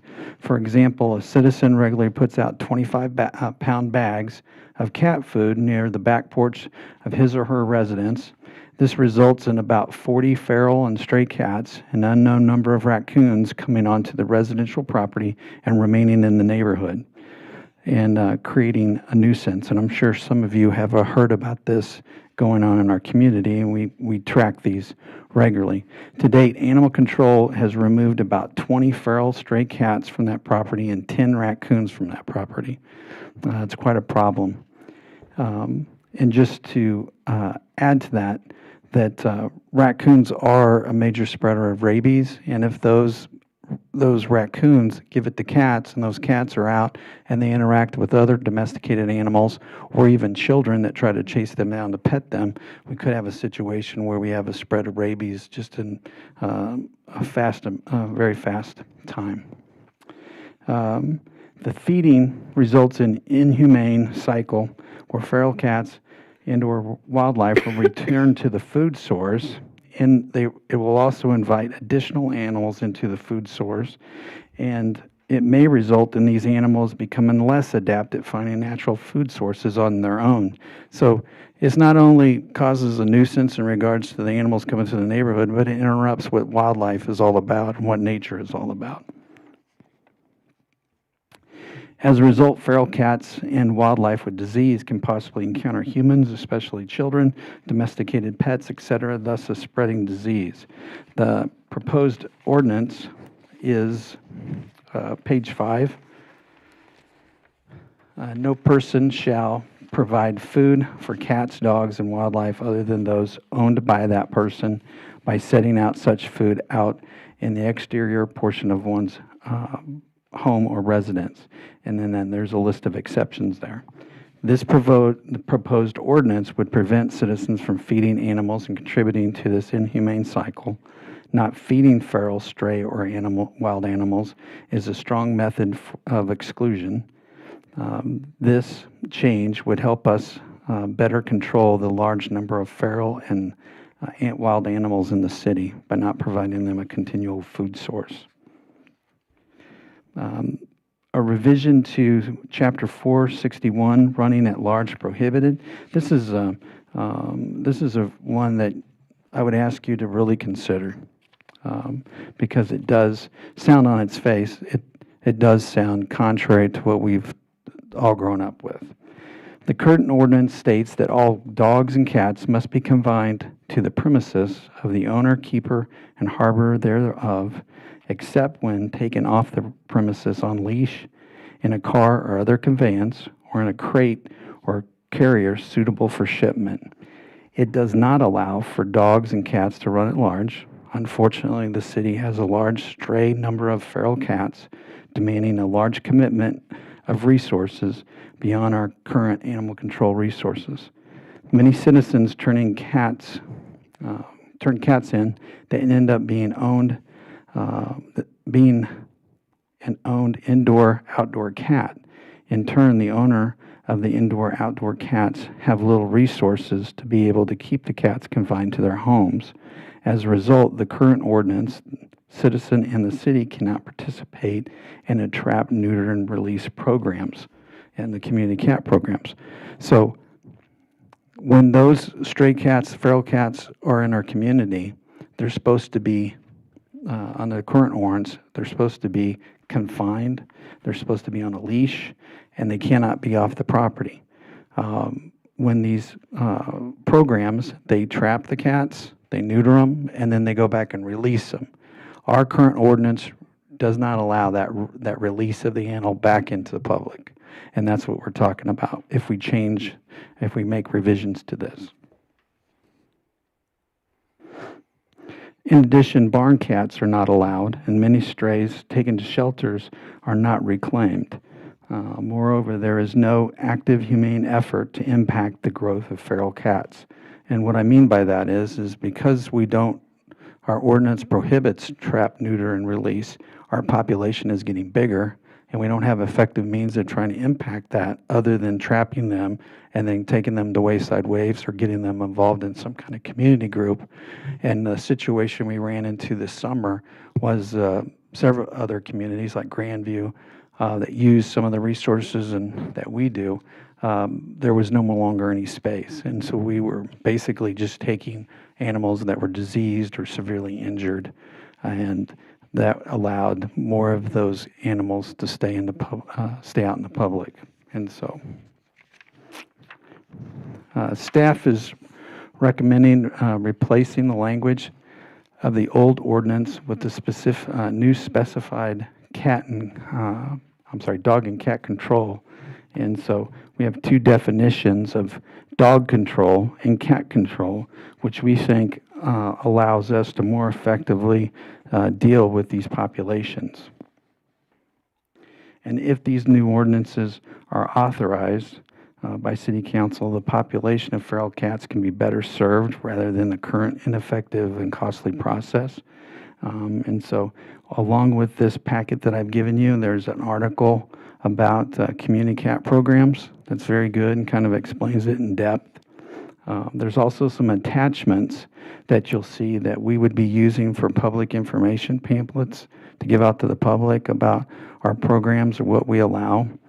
And I think that's always really good branding for the city to show that we're very progressive, we're very thorough in what we approach. Thank you. Any questions, thoughts, concerns? Go ahead. Chief Lyons, I like your ordinance. One question I'd like to clear up that I think the people have often is how many animal officers do we have, and are there any particular hours that they're on duty if we have a limited resource budget for that? Yeah, we have one animal control officer sitting behind me, Sarah Spees, and she does a tremendous job.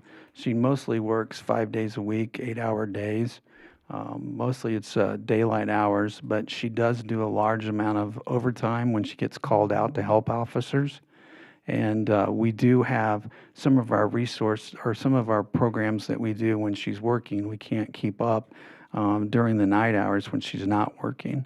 And there is a proposal for an additional animal control officer in the next budget, the proposed budget, that we would be able to probably move them to 12-hour shifts, and they would be on the same shift schedules as some of our police officers. And so I think we'd have better coverage, and then they could split the overtime when they get called out.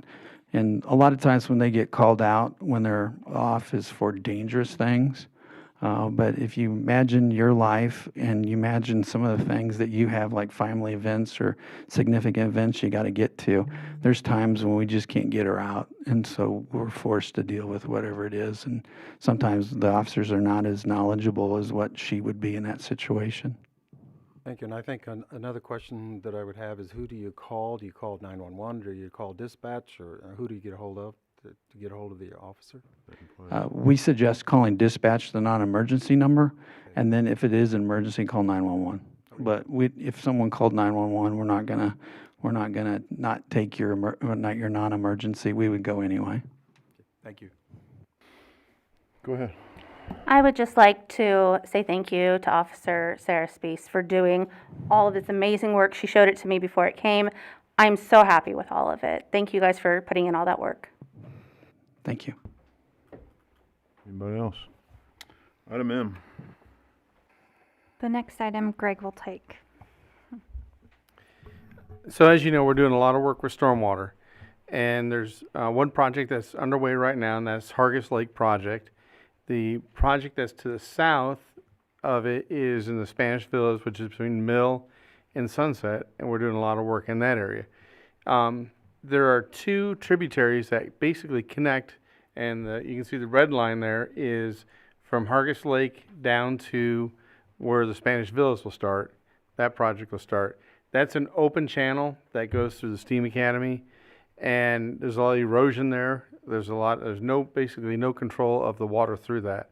So we like to design to make that a culvert to control that water through there, clean it up, as we know we get a lot of calls and complaints about it, to make that, to fix that problem there. The other tributaries in the yellow line that goes up, that is going behind the homes on Baldwin. I don't know if any of you have gotten calls in that area, but in that area, the sanitary sewer line's exposed, the power line's exposed, some of the cable is on top of the ground because as the water rushes across the top of the ground, it's just eroding it. And it is going all over the place, it's getting up closer to people's homes. And so as we do the work in this area, we'd like to make the connections to clean up that stormwater as it goes there. So basically, if you go all the way from the school to the north of Hargis Lake, and I can't remember the name, it's Gladden's. To go from there, drop of water will go through Hargis Lake in a controlled situation, through that pipe, through the Spanish villas. It'll go down Buena Vista through that creek. And then the next place that water goes is where it crosses Cambridge. And as most of you know, Cambridge is a low water crossing. There's no sidewalks across it. And actually, students are out walking down the sidewalk, going through the low water crossing and the sidewalk the other side. The reason we can't put a culvert in there right now is because if you see where the red line goes, that creek winds back and forth and back and forth and back and forth. And actually has two locations where that is actually higher south, downstream, than it is upstream. It sounds strange, but it's just the way that silt falls out of the creek. And so it causes it to flood back to the north. In order to put a bigger box in there to make it flow, we actually have to realign and lower that channel from Cambridge down past where Street Barn would come out, south of where our maintenance building is currently, our old maintenance building. And so we're going to design those two, and we're going to be bringing you 2 task agreements to design this work and construct it next year. And that way we'll have good flow of the water all the way from the north end all the way through these projects and all the way out to the south end of town. Happy answering questions that you have. You heard her. Any questions? Any questions? Sounds like go ahead and get started. It will be coming on consent No. November 30th. I know. Item N.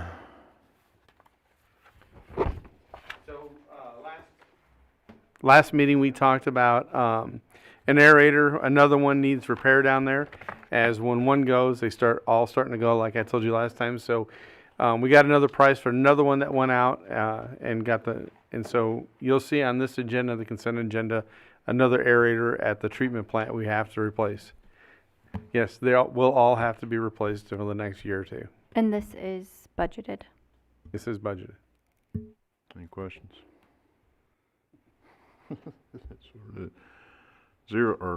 Item O. Item O is talking about the Employee Health, Dental, Vision, and New Directions EAP renewal. The big news here is the health insurance, dental, vision, and the New Directions EAP. They're all being renewed at a 0% increase. With our health insurance, last year we went out for bid. We had a high loss ratio year, an unhealthy year with employee health insurance, and Cigna responded to our proposal, and they offered for us to go to them and they promised a 0% rate increase.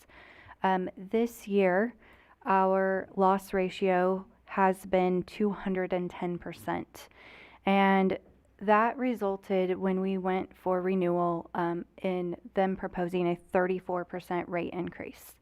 The city uses CBIZ to help us negotiate our employee benefits, and CBIZ went back to them and negotiated it down to 28%. That renewal was still really high, so what we did is we went out for proposal again, asking for other companies to respond. Everyone declined responding except for NPR. The city, NPR is a pool, and they did come back with about a 10% renewal. However, that renewal requires a lot of things that aren't that great. First of all, if we went with NPR, we would have to lose our individual claim information. So they group it with all the other people, and so if we ever need to leave, we cannot get our own group's information. It's combined and commingled with everyone else, and so it's really hard to go out and get proposals and to get out of NPR. The other problem with the NPR plan is that they have a plan year that goes July 1 to June 30th. And while that doesn't seem like a big deal, probably 4 or 5 years ago, we got our employee benefit plan got audited by the IRS, and we were on that weird plan year, July through June 30th. Our fiscal year goes from April 1 to March 31st, but the IRS is looking at calendar year.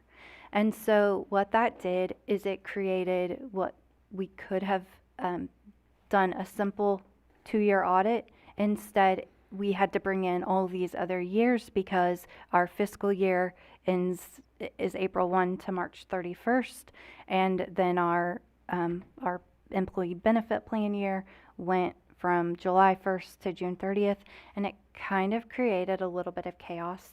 Definitely a lot more work for everyone than it needed to be. With that information,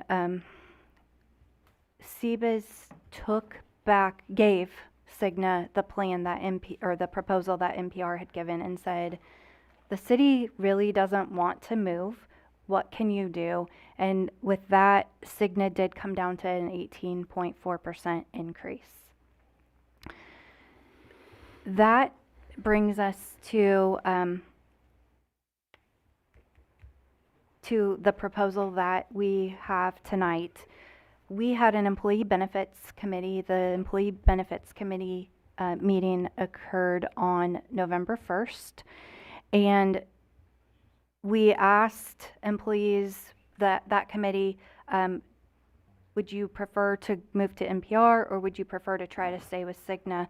The committee would really like to stay with Cigna. The proposal in front of you, our PPO plan is the city's base plan. That's always been the city's base plan. That has always offered employee-only coverage at no cost to the employee. And then we have a more rich plan, an HMO plan, and for that, employee-only coverage would pay more. And then we also have a high deductible health plan option for employees. What the proposal in front of you is doing is it's keeping the individual only and the family coverage on the PPO at the exact same rate out of pocket that the employees are paying now. And then the city contributes the same amount for every family coverage and every employee only coverage, which would result in only employees that choose the more rich plan, the HMO, to have an increase. All the other employees would either stay the same or if they're on the HSA, high deductible health plan, they would actually see a slight decrease in their rates. The cost to the city would be about $423,000 a year. And the reason I looked at this very carefully and really did a lot of considerations. We're in a time of high inflation for employees. We're also in a time when we're competing for our workforce with a lot of other people that are trying to get our workforce. So we were really looking at trying to see very little impact to our employees so that we could retain our workforce. And It just happened that this current budget year that we're in now, we get paid once every 2 weeks. Typically, there are 26 pay periods in a year. In this current budget year, there are actually 27, just because of how the calendar falls. We have 3 months with 3 pay periods instead of just 2 months.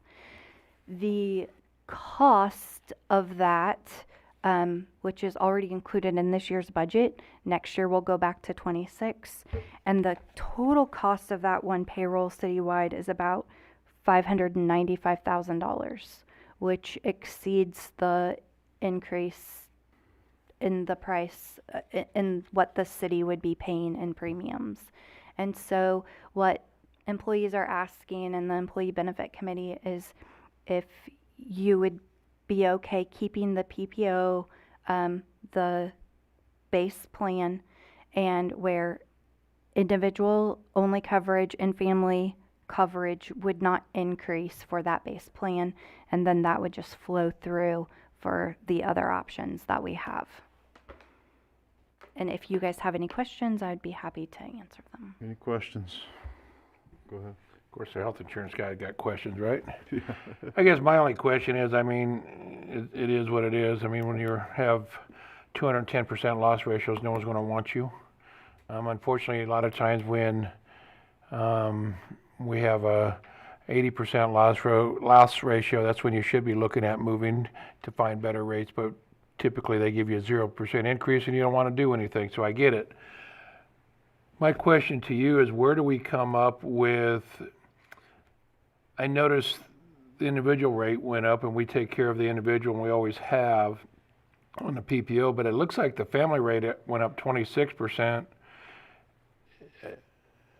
You always keeping it at, I mean, they're paying the same. I mean, so I always assume most companies will take the 18% increase and apply it both sides. So it goes into the family, but it also goes into the city. So I'm just trying to figure out, we didn't do that this year. And I noticed on the PPO plan, it actually goes down for those individuals compared to what they're paying currently.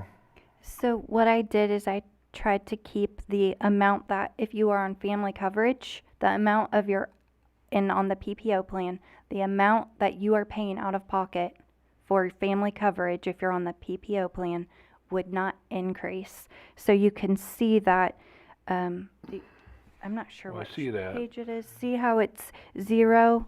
Like the increase for the PPO for family is going to be a 0 increase. And so what we do is, for every single employee with employee coverage, the city just contributes the exact same amount, $745.94. And for anyone that has employee plus or family coverage, the city contributes $1,477.75 a month. Does that make sense? It makes sense, but I'm trying to figure out, it was 1172 last year, and if we have an 18% increase, it should be 1377, but you're doing 14. So if you take the total cost, I think if you take the total cost of $1,657.95 last year, and you put the 18.4% increase, that's where we get the $1,963.01. So the total cost ended up increasing the 18.4%. So I guess my question, this is our first time we talked about it in 3 years, so why doesn't the cost to the employees go up? Have we always maintained the same cost for the employees over the last so many years?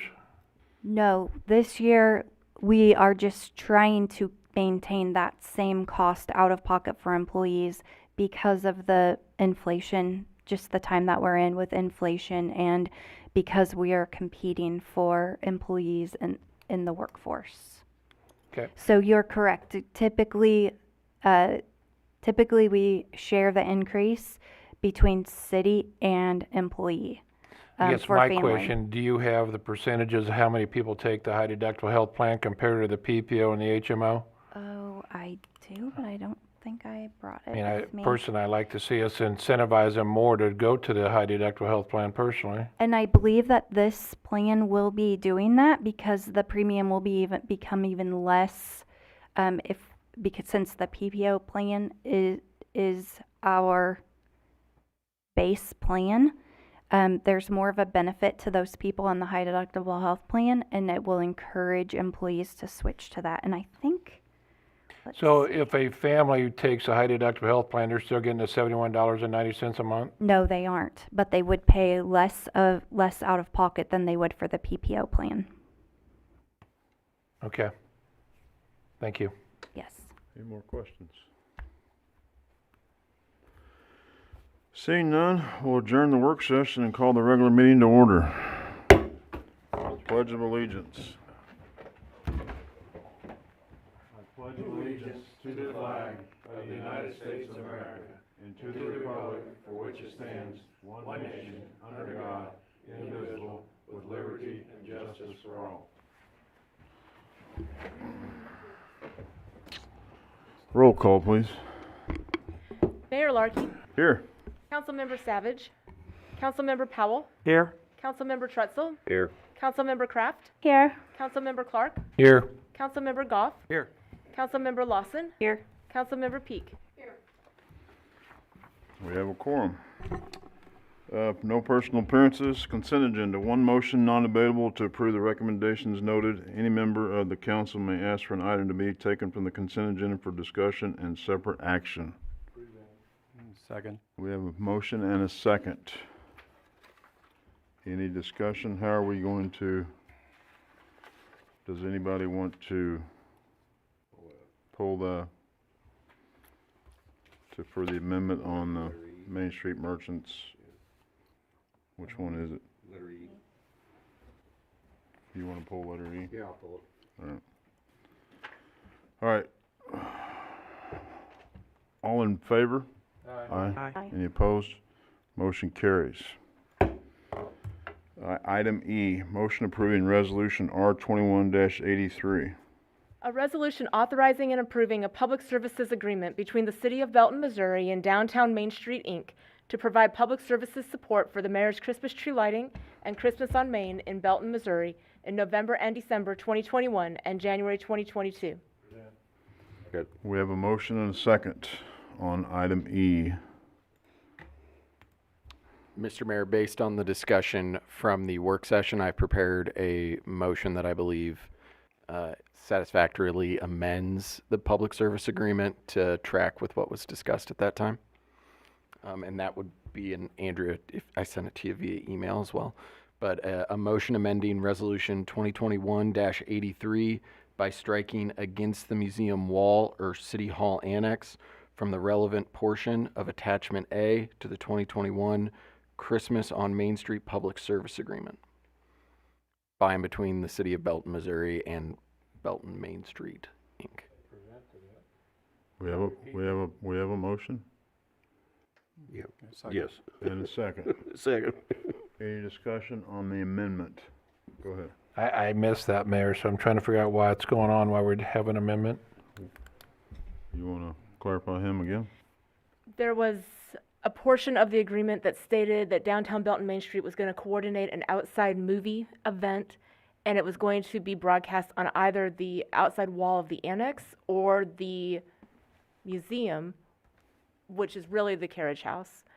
And downtown Belton Main Street asked for the entire thing to be taken out, but after discussion, it was decided that only a portion of the action item needed to be amended. So the only part being taken out of the action item is, quote, against the museum wall or city hall annex, end quote. Gotcha. Thank you. Any other discussion? Seeing none, all in favor? Aye. Any opposed? Motion Abstain. carries.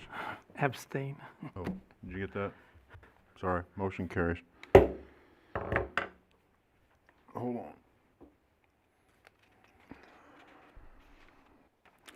Motion approving resolution R21-83 as amended. Now we just need a voice vote. Voice vote. All in favor? Aye. Any opposed? Motion carries.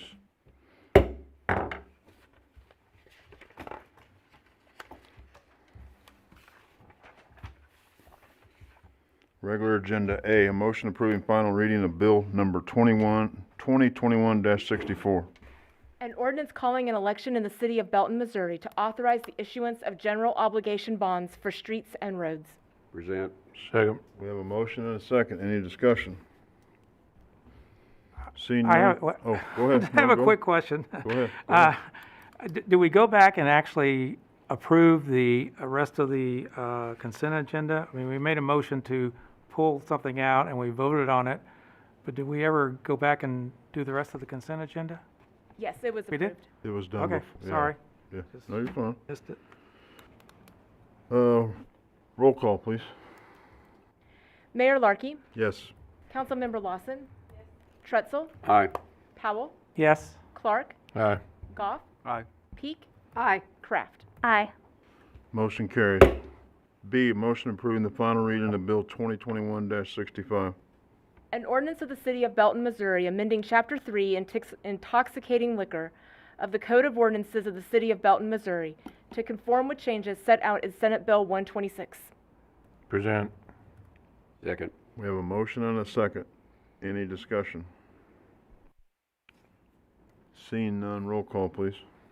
Mayor Larkey, Yes. Councilmember Powell, Yes. Kraft, Aye. Trutzel, Aye. Lawson, Aye. Clark, Aye. Goff, Aye. Peak. Aye. Motion carries. C, motion approving the final reading of Bill 2021-66. An ordinance authorizing an agreement with Missouri Department of Social Services Family Support Division. Present. Second. We have a motion and a second. Any discussion? Seeing none, roll call. Councilmember Lawson, Yes. Powell, Yes. Trutzel, Aye. Peak, Aye. Clark, Aye. Kraft, Aye. Goff, Aye. Mayor Larkey. Aye. Motion carries. D, a motion approving final reading of Bill 2021-68.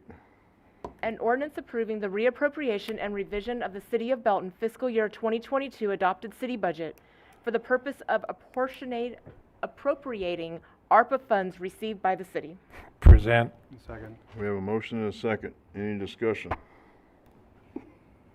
Go ahead. My question is, I mean, I'm assuming we have time, so this is not in no big hurry? Are you asking if we need 2 reads? No. Thank you. Go ahead. I know that we talked about this and we approved for the full-time employees to each get $1,000.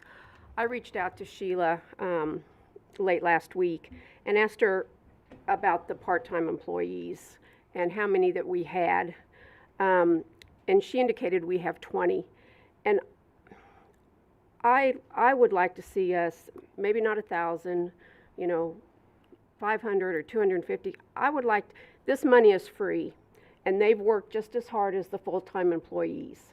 And I feel that we need to not forget them in giving out a little supplemental pay. She gave me, there's 20 part-time employees that worked an average of 15 or more hours each week since 11/1/2020, which I guess is when the date that you have to look at. Is that right? Yes, and we have a lot more part-time employees than that, but we limited it to we looked at 15 hours. Or 20 hours. Or right. 20 hours. Mhm.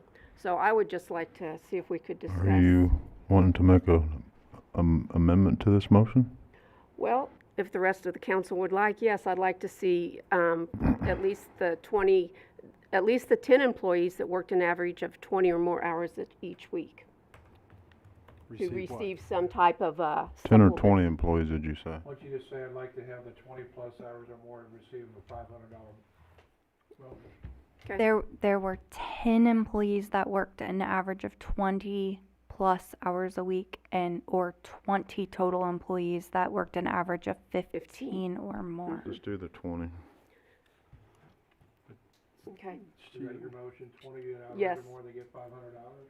Yes. Did that include the Well, parks? do we want 15 or 20? 15 hours? Let's do the 20 employees at 15 hours. Okay. How much? So you're making a motion on Bill 2021-68 to amend. Yes.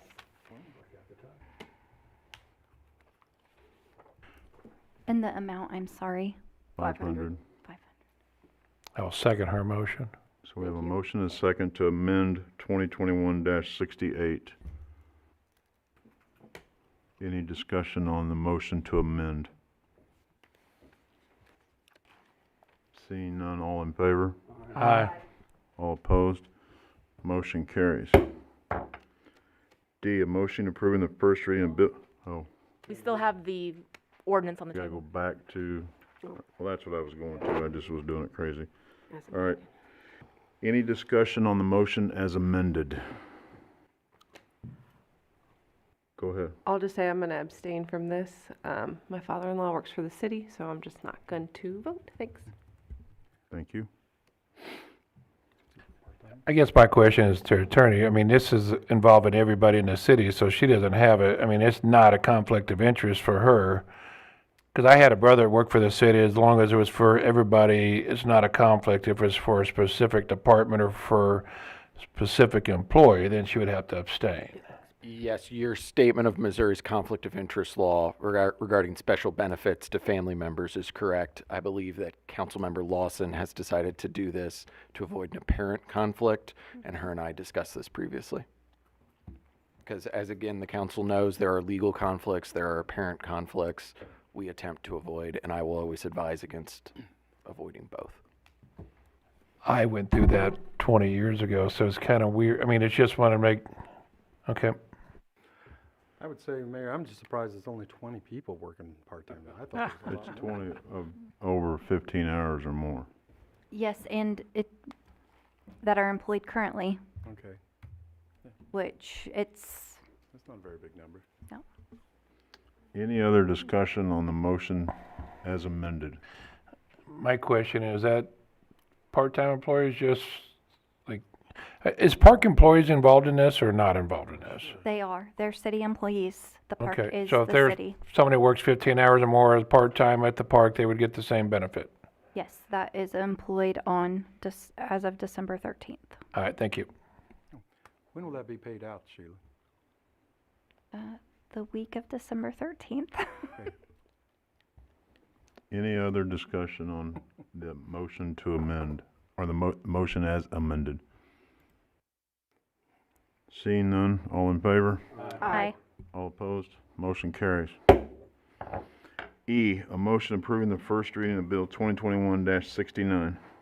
An ordinance of the City of Belton, Missouri, designating ward boundaries within the City of Belton, Missouri.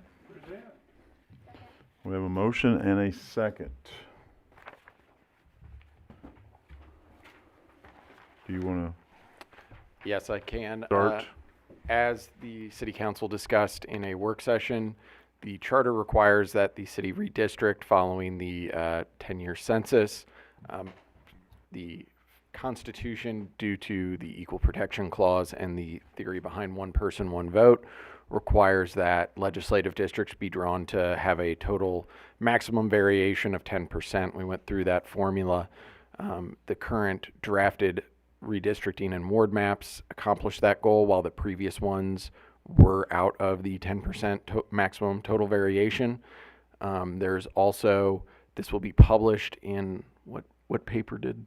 Northcast. The Northcast for 3 weeks prior to the final adoption in accordance with Missouri state law for charter cities adopting new ward boundaries.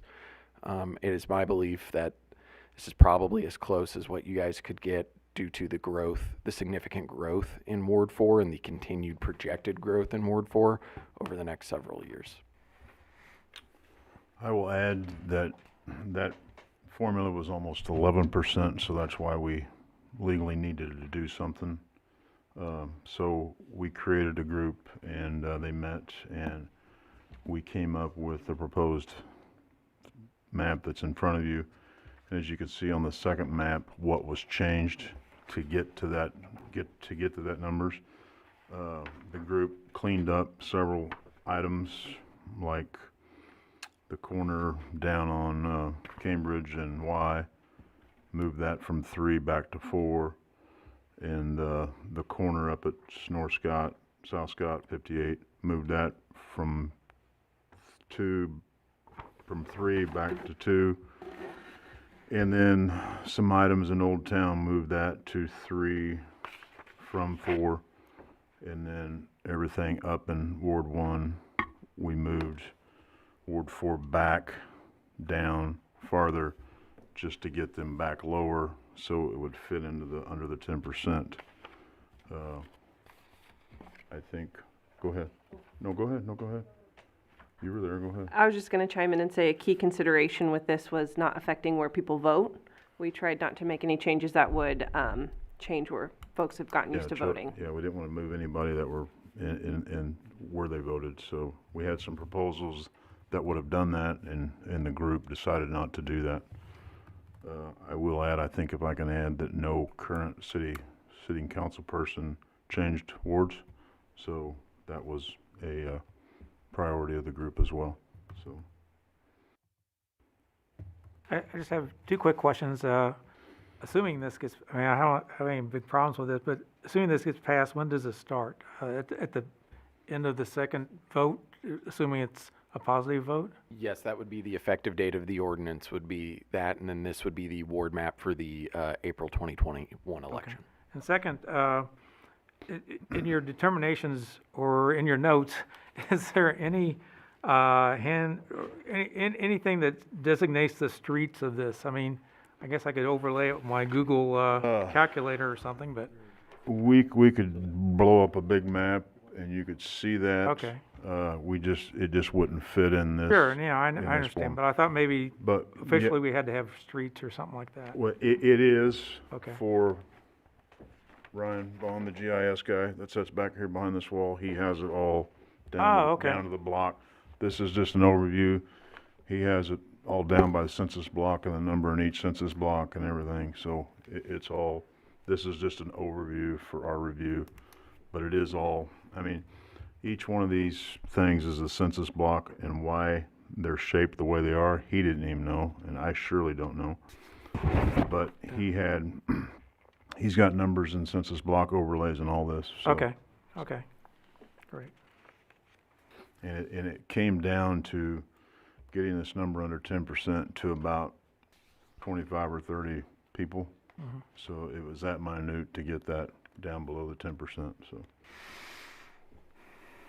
any other questions, thoughts, concerns? I'll just say, being on the committee also this time is, minimal change for people is what we try to do, and I know Mayor Larkey, again, we try to make sure that we kept, the Y58 type of corridor, and hopefully as Ward 4 continues to grow, Ward 1 in the future is going to be all in that northeast section of town and stuff like that. I mean, eventually it'll probably have to take even farther south into the old town too. But yeah, just, working on this 20 years ago, we had to give up, Ward 1 had to give up a lot of room to Ward 4, and now all of a sudden we're getting it all back. So, yeah, it's just difference on how the growth happens in our community. Any other questions? Not seeing none, all in favor? Aye. Any opposed? Motion carries. F, a motion approving first reading of Bill 2021-70. An ordinance amending sections 4, 12-4B1, 20-2A, 26-54, 28-5B, 32-14E, and 36-1082 of the Unified Development Code to clarify existing standards and create new regulations deemed necessary to improve the effectiveness of the code. Present. Second. We have a motion and a second. Any discussion? Seeing none, all in favor? Aye. All opposed? Motion carries. G, a motion approving first reading of Bill 2021-71. An ordinance amending Chapter 13, Article 9 of the Code of Ordinances of the City of Belton, Missouri by establishing Division 7, Utility Vehicles, Recreational Off-Highway Vehicles, and Golf Carts, regulating the use of certain special vehicles in the City of Belton, Missouri, and amending Chapter 13, Article 9, Division 4, Safety Helmets, required to conform to changes set out in House Bill 1963. Present. Second. We have a motion and a second. Any discussion? Go ahead. Chief Lyons, when I was going through this bill, I did not see anything. I thought when you talked about it, whenever that was 2 weeks ago, that we was going to put it on certain speed limits areas, and I didn't see that at all. With golf carts, there was the restriction in state about they can't go over 20. The rest of the utility UTVs and then the off-road vehicles posted speed limits. And so that is in state statute, and I just kept that language to be consistent. So I think that I was maybe over-explaining the issue with speed, but I think my issues were with ATVs as opposed to those two vehicles. Oh, yeah, because they can typically go the speed limit. I guess I'm just trying to make sure that we don't have golf carts going down Scott Street or in the 35-mile-an-hour zone or something like that. Oh, yes. I believe that we'll solve everything in the publication that we give citizens, and we educate them what they can and cannot do with those vehicles, and the products that we see from other communities, and then also with just our ongoing efforts to keep them on there. But on state highways, they have to cross. They cannot be on, so they wouldn't be able to stay on 58. All right, thank you. Chief Lyons, Dave pretty much said what I was going to say, except the last time we were here, you did have a 30-mile-an-hour restriction on UTVs, and that was not going to be good, I didn't think, and it's not in there now, and I appreciate that. Thanks. And you did that to match state ordinance, state statutes, I'm sorry. Yeah, I stayed with state. Yeah. Any other discussion? Go ahead. Yeah. At the last meeting, you said you looked at, the closest one you looked at was Raymore's, and I just see a few things that Raymore has that we don't. I'm not saying we have to have them, I'm just wondering why they were left out. One is you got seat belts for the UTVs, but not the golf carts. You did mention last time an inspection program, but I don't see anything in here about an inspection program. And also two things I think are really important for that were in the Raymore, but isn't in this one is no child that is requiring a child safety seat is to be in one of these vehicles, regardless of the parentage. And then the other thing they have is there aren't supposed to be any kids under 16 or children under 16 unless their legal guardian is in charge of the vehicle. So I don't know, maybe you want to make it a little looser. I don't know. Maybe you could just address some of those. With the Raymore ordinance, they refer more to neighborhood low-speed vehicles, and we were specifically identifying three types. Utility off-road vehicles, which would be like the Polarises that you see, and then with golf carts. In the materials for the safety, we'll still look at if there's a safety belt included, then they would be under that restriction to use that safety belt, just like any other state statute that covers seat belts. And with regard to kids that would need to be in a car seat in a vehicle, that would still apply under state statute.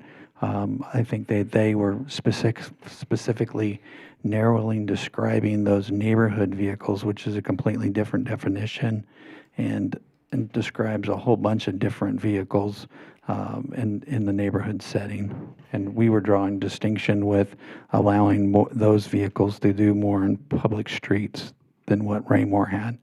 Okay, so correct me if I'm wrong, but we could see driving on non-state highway roads in Belton, golf carts going at the speed limit, but with children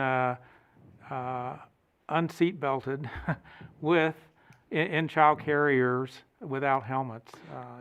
That's the way I kind of see this. You could see that if there were seat belts provided. A lot of golf carts do not. That's what I mean. And that's the point. That they don't. So if we don't require them, then they won't. And then we'll just. And maybe it's okay, but we may have parents just carrying their kids on their laps going across Y Highway or across 58 or whatever. We could go back and look at and providing more direction in that area. We would be eliminating a lot of people from using those golf carts for with kids all out because they don't have safety belts to begin with, because they're not constructed like vehicles. Yeah, no, I understand. Yeah. All right. Any other discussion? Seeing none, all in favor? Aye. Any opposed? Aye.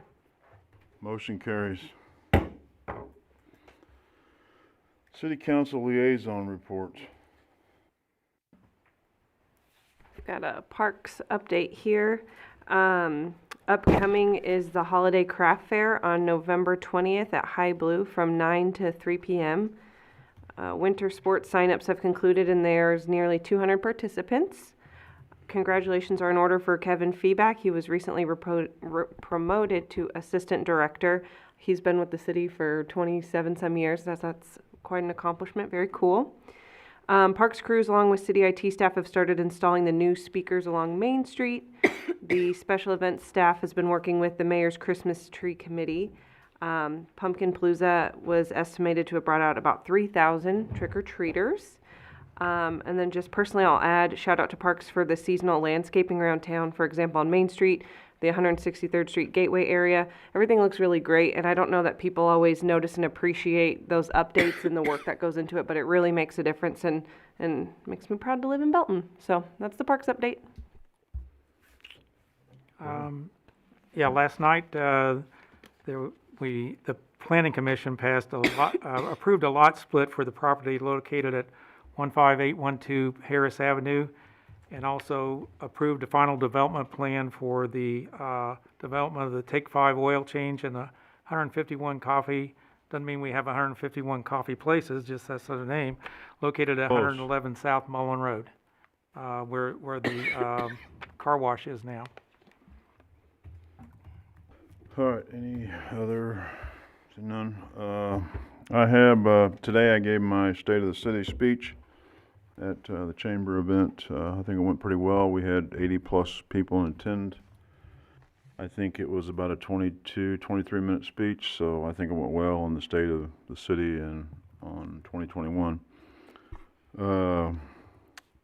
I invite everybody to the Mayor's Christmas Tree and Main Street Christmas on Main on November 27th. It's Saturday, a couple days after Thanksgiving, for the Mayor's Christmas tree lighting. Start around 5:30ish, so it's going to be all over Main Street and down there and back up here with dancers and carolers and everything, so it'll be a good time. Also with that, in the past we've done hot dogs. The council's paid for hot dogs for that event. And I'm going to start with $50 for that, so you can donate to that pile if you so chose. City Council photo, get with Andrea. She's proposing next meeting November 30th at 5 p.m. in the council chambers. And if everybody can be there, let's get with Andrea to make whether you're going to be there or not, so we know whether to schedule this or not. And I know last minute things happen, so we'll work around that. That's all I have. City manager report. Oh, go ahead. Go ahead. I was just going to ask him about the mayor's Christmas tree. When do we have until to donate money to that? But technically yesterday, but I don't have we'll to have take the. it. We'll Yes, take it we anytime can you go wanna give it. until next Monday. We'll take it whenever you want to give it. Gotcha. Go ahead. Okay, Chief Lyons has an announcement. I was just going to speak about our Drive Like a Neighbor campaign. Our signs are in for people to put in their front yards if they want to alert their neighbors to safe driving habits. And we encourage them to put them in the driveway, not on the on their yards and not in the right of way near the curb. And so if they're not able to pick them up at the police department between 8 and 5 Monday through Friday, we do stick at the end of the day, we stick a half a dozen in our front parking lot, and they can come by and pick up one. And we're going to be following this up with several different types of social media events, whether it's a social media post about traffic safety issues. The number one complaint that we receive from citizens is, by far, is just traffic issues, whether it's speeding in the neighborhood, red light running, stoplight running, that kind of thing. And so we feel like there should be some kind of education component to some of our social media that we'll do with this little tag. And so we'll cover seatbelt, distracted driving, also distracted walking and jogging, because you'll see people with ear pods in and they don't pay attention to traffic and they run right out into the road, or they don't use the pedestrian crossing. We'll talk about stop sign violations, red light violations, and then speeding complaints. And along with this, we've been going through a process of trying to redo how we look at traffic complaints and have a process with Public Works. And we're working with Greg on trying to get better at how we approach these things. And before we actually put manpower on these traffic complaints, we look at the area and we try to confirm that it indeed rises to the stage where we're going to actually put police officers out there with radar guns or watching a stop sign or stoplight. And then we got a couple of really neat creative ideas to look at aggressive driving on 49, where it goes from 3 lanes to 2 lanes, where we have high-level crashes, and most of those crashes involve serious injuries. And so we've done some test runs with using a drone to pick out the vehicles that are maybe causing some of these issues, and then doing enforcement downstream. And we'll have more about that in maybe a week or so, and actually go with a straight campaign where we actually have funding given to us by MoDOT. And so that's under consideration by them right now. We're just asking that citizens spread the word about driving like a neighbor. And because a lot of the complaints that we get into neighborhoods are not people trying to cut through the neighborhood to get to the other part of the city. It's neighbors just trying to get home or try to get out. And that's what we find over and over when we actually stop those individuals. And finally, this is all about educating the public, and it just allows us to do something a little bit different. And the sign is actually branded with our new patch, which I think kind of says everything. And I like the part about being a neighbor, because that's what this community is all about. It's about a small community feel. Even though we're a growing city, it's about neighbors working together to solve problems. Go ahead. That's a great list there. You might add one more to your list, and that is for people who are jogging at night in totally black outfits. There's no reflectors, no nothing, and when you see them, it's pretty close to being not a good deal. Anybody else? I'll put that down. I'd also like to thank you for all the work you've done on the animal control that was earlier, on the UTVs and the golf carts. I just have one question. Maybe you have better contacts than I do, but several months ago, MoDOT did a really good job of repaving Y Highway or Cedar Street, but they never came back and repainted the crosswalks. Do you know if that's scheduled, or do you have a contact where you can ask them? Or maybe I'm asking the wrong person. Sorry. I can contact him and ask him about that. Okay, thank you. I would like to state that Craig's my contact. Any other communication from City Council? Go ahead. I thought we were still on city manager. Oh, we are. My bad. Sorry. Go ahead. Sorry. Carolyn has a quick announcement. Yes, I would just like to add to the mayor's comments tonight about the state of the city. He did a great job, and for those in our community who were not able to attend, it is on the city's YouTube channel, and we also shared it on Facebook, so like and share that. And as of tomorrow morning, it will be on our website. And then the last thing, I just want to announce that City Hall is supposed to be painted this week, weather permitting. They've been power washing the building, and they'll seal it and then paint it, so. All right. Any City Council I move to communication? enter executive Hold session. on. No, Hold on, you're a little early. Go ahead. The only thing I want to say is I want to thank Andrea and her son and Jordan Lee and her mom. I got to go out and spend a little bit of time with them at the trick-or-treating that the parks put on. I don't know how many people they had, but it was crazy. So, I mean, I bet you 3,000 or 4,000 kids walked through that place minimum. So it was an exciting night, but I only got to spend a little bit of time, but they were all decorated and I had a good time. So it's good to see the city staff at something like that. Any other communication? And Mayor, I'll match you $50 too, by the way. Okay. So. Do you take Venmo? What's that? Anybody else? I'd entertain a motion to enter an executive session to discuss confidential or privileged communications between public governmental body or its representative and its attorneys according to Missouri State Statute 610.021.1, and the record be closed and the meeting adjourned from there. Present. We have a motion and a second. Any discussion? Seeing none, roll call. Mayor Larkey, Yes. Councilmember Peak. Yes. Trutzel, Aye. Goff, Yes. Clark. Lawson. Powell, Yes? Kraft. Aye. Motion carries.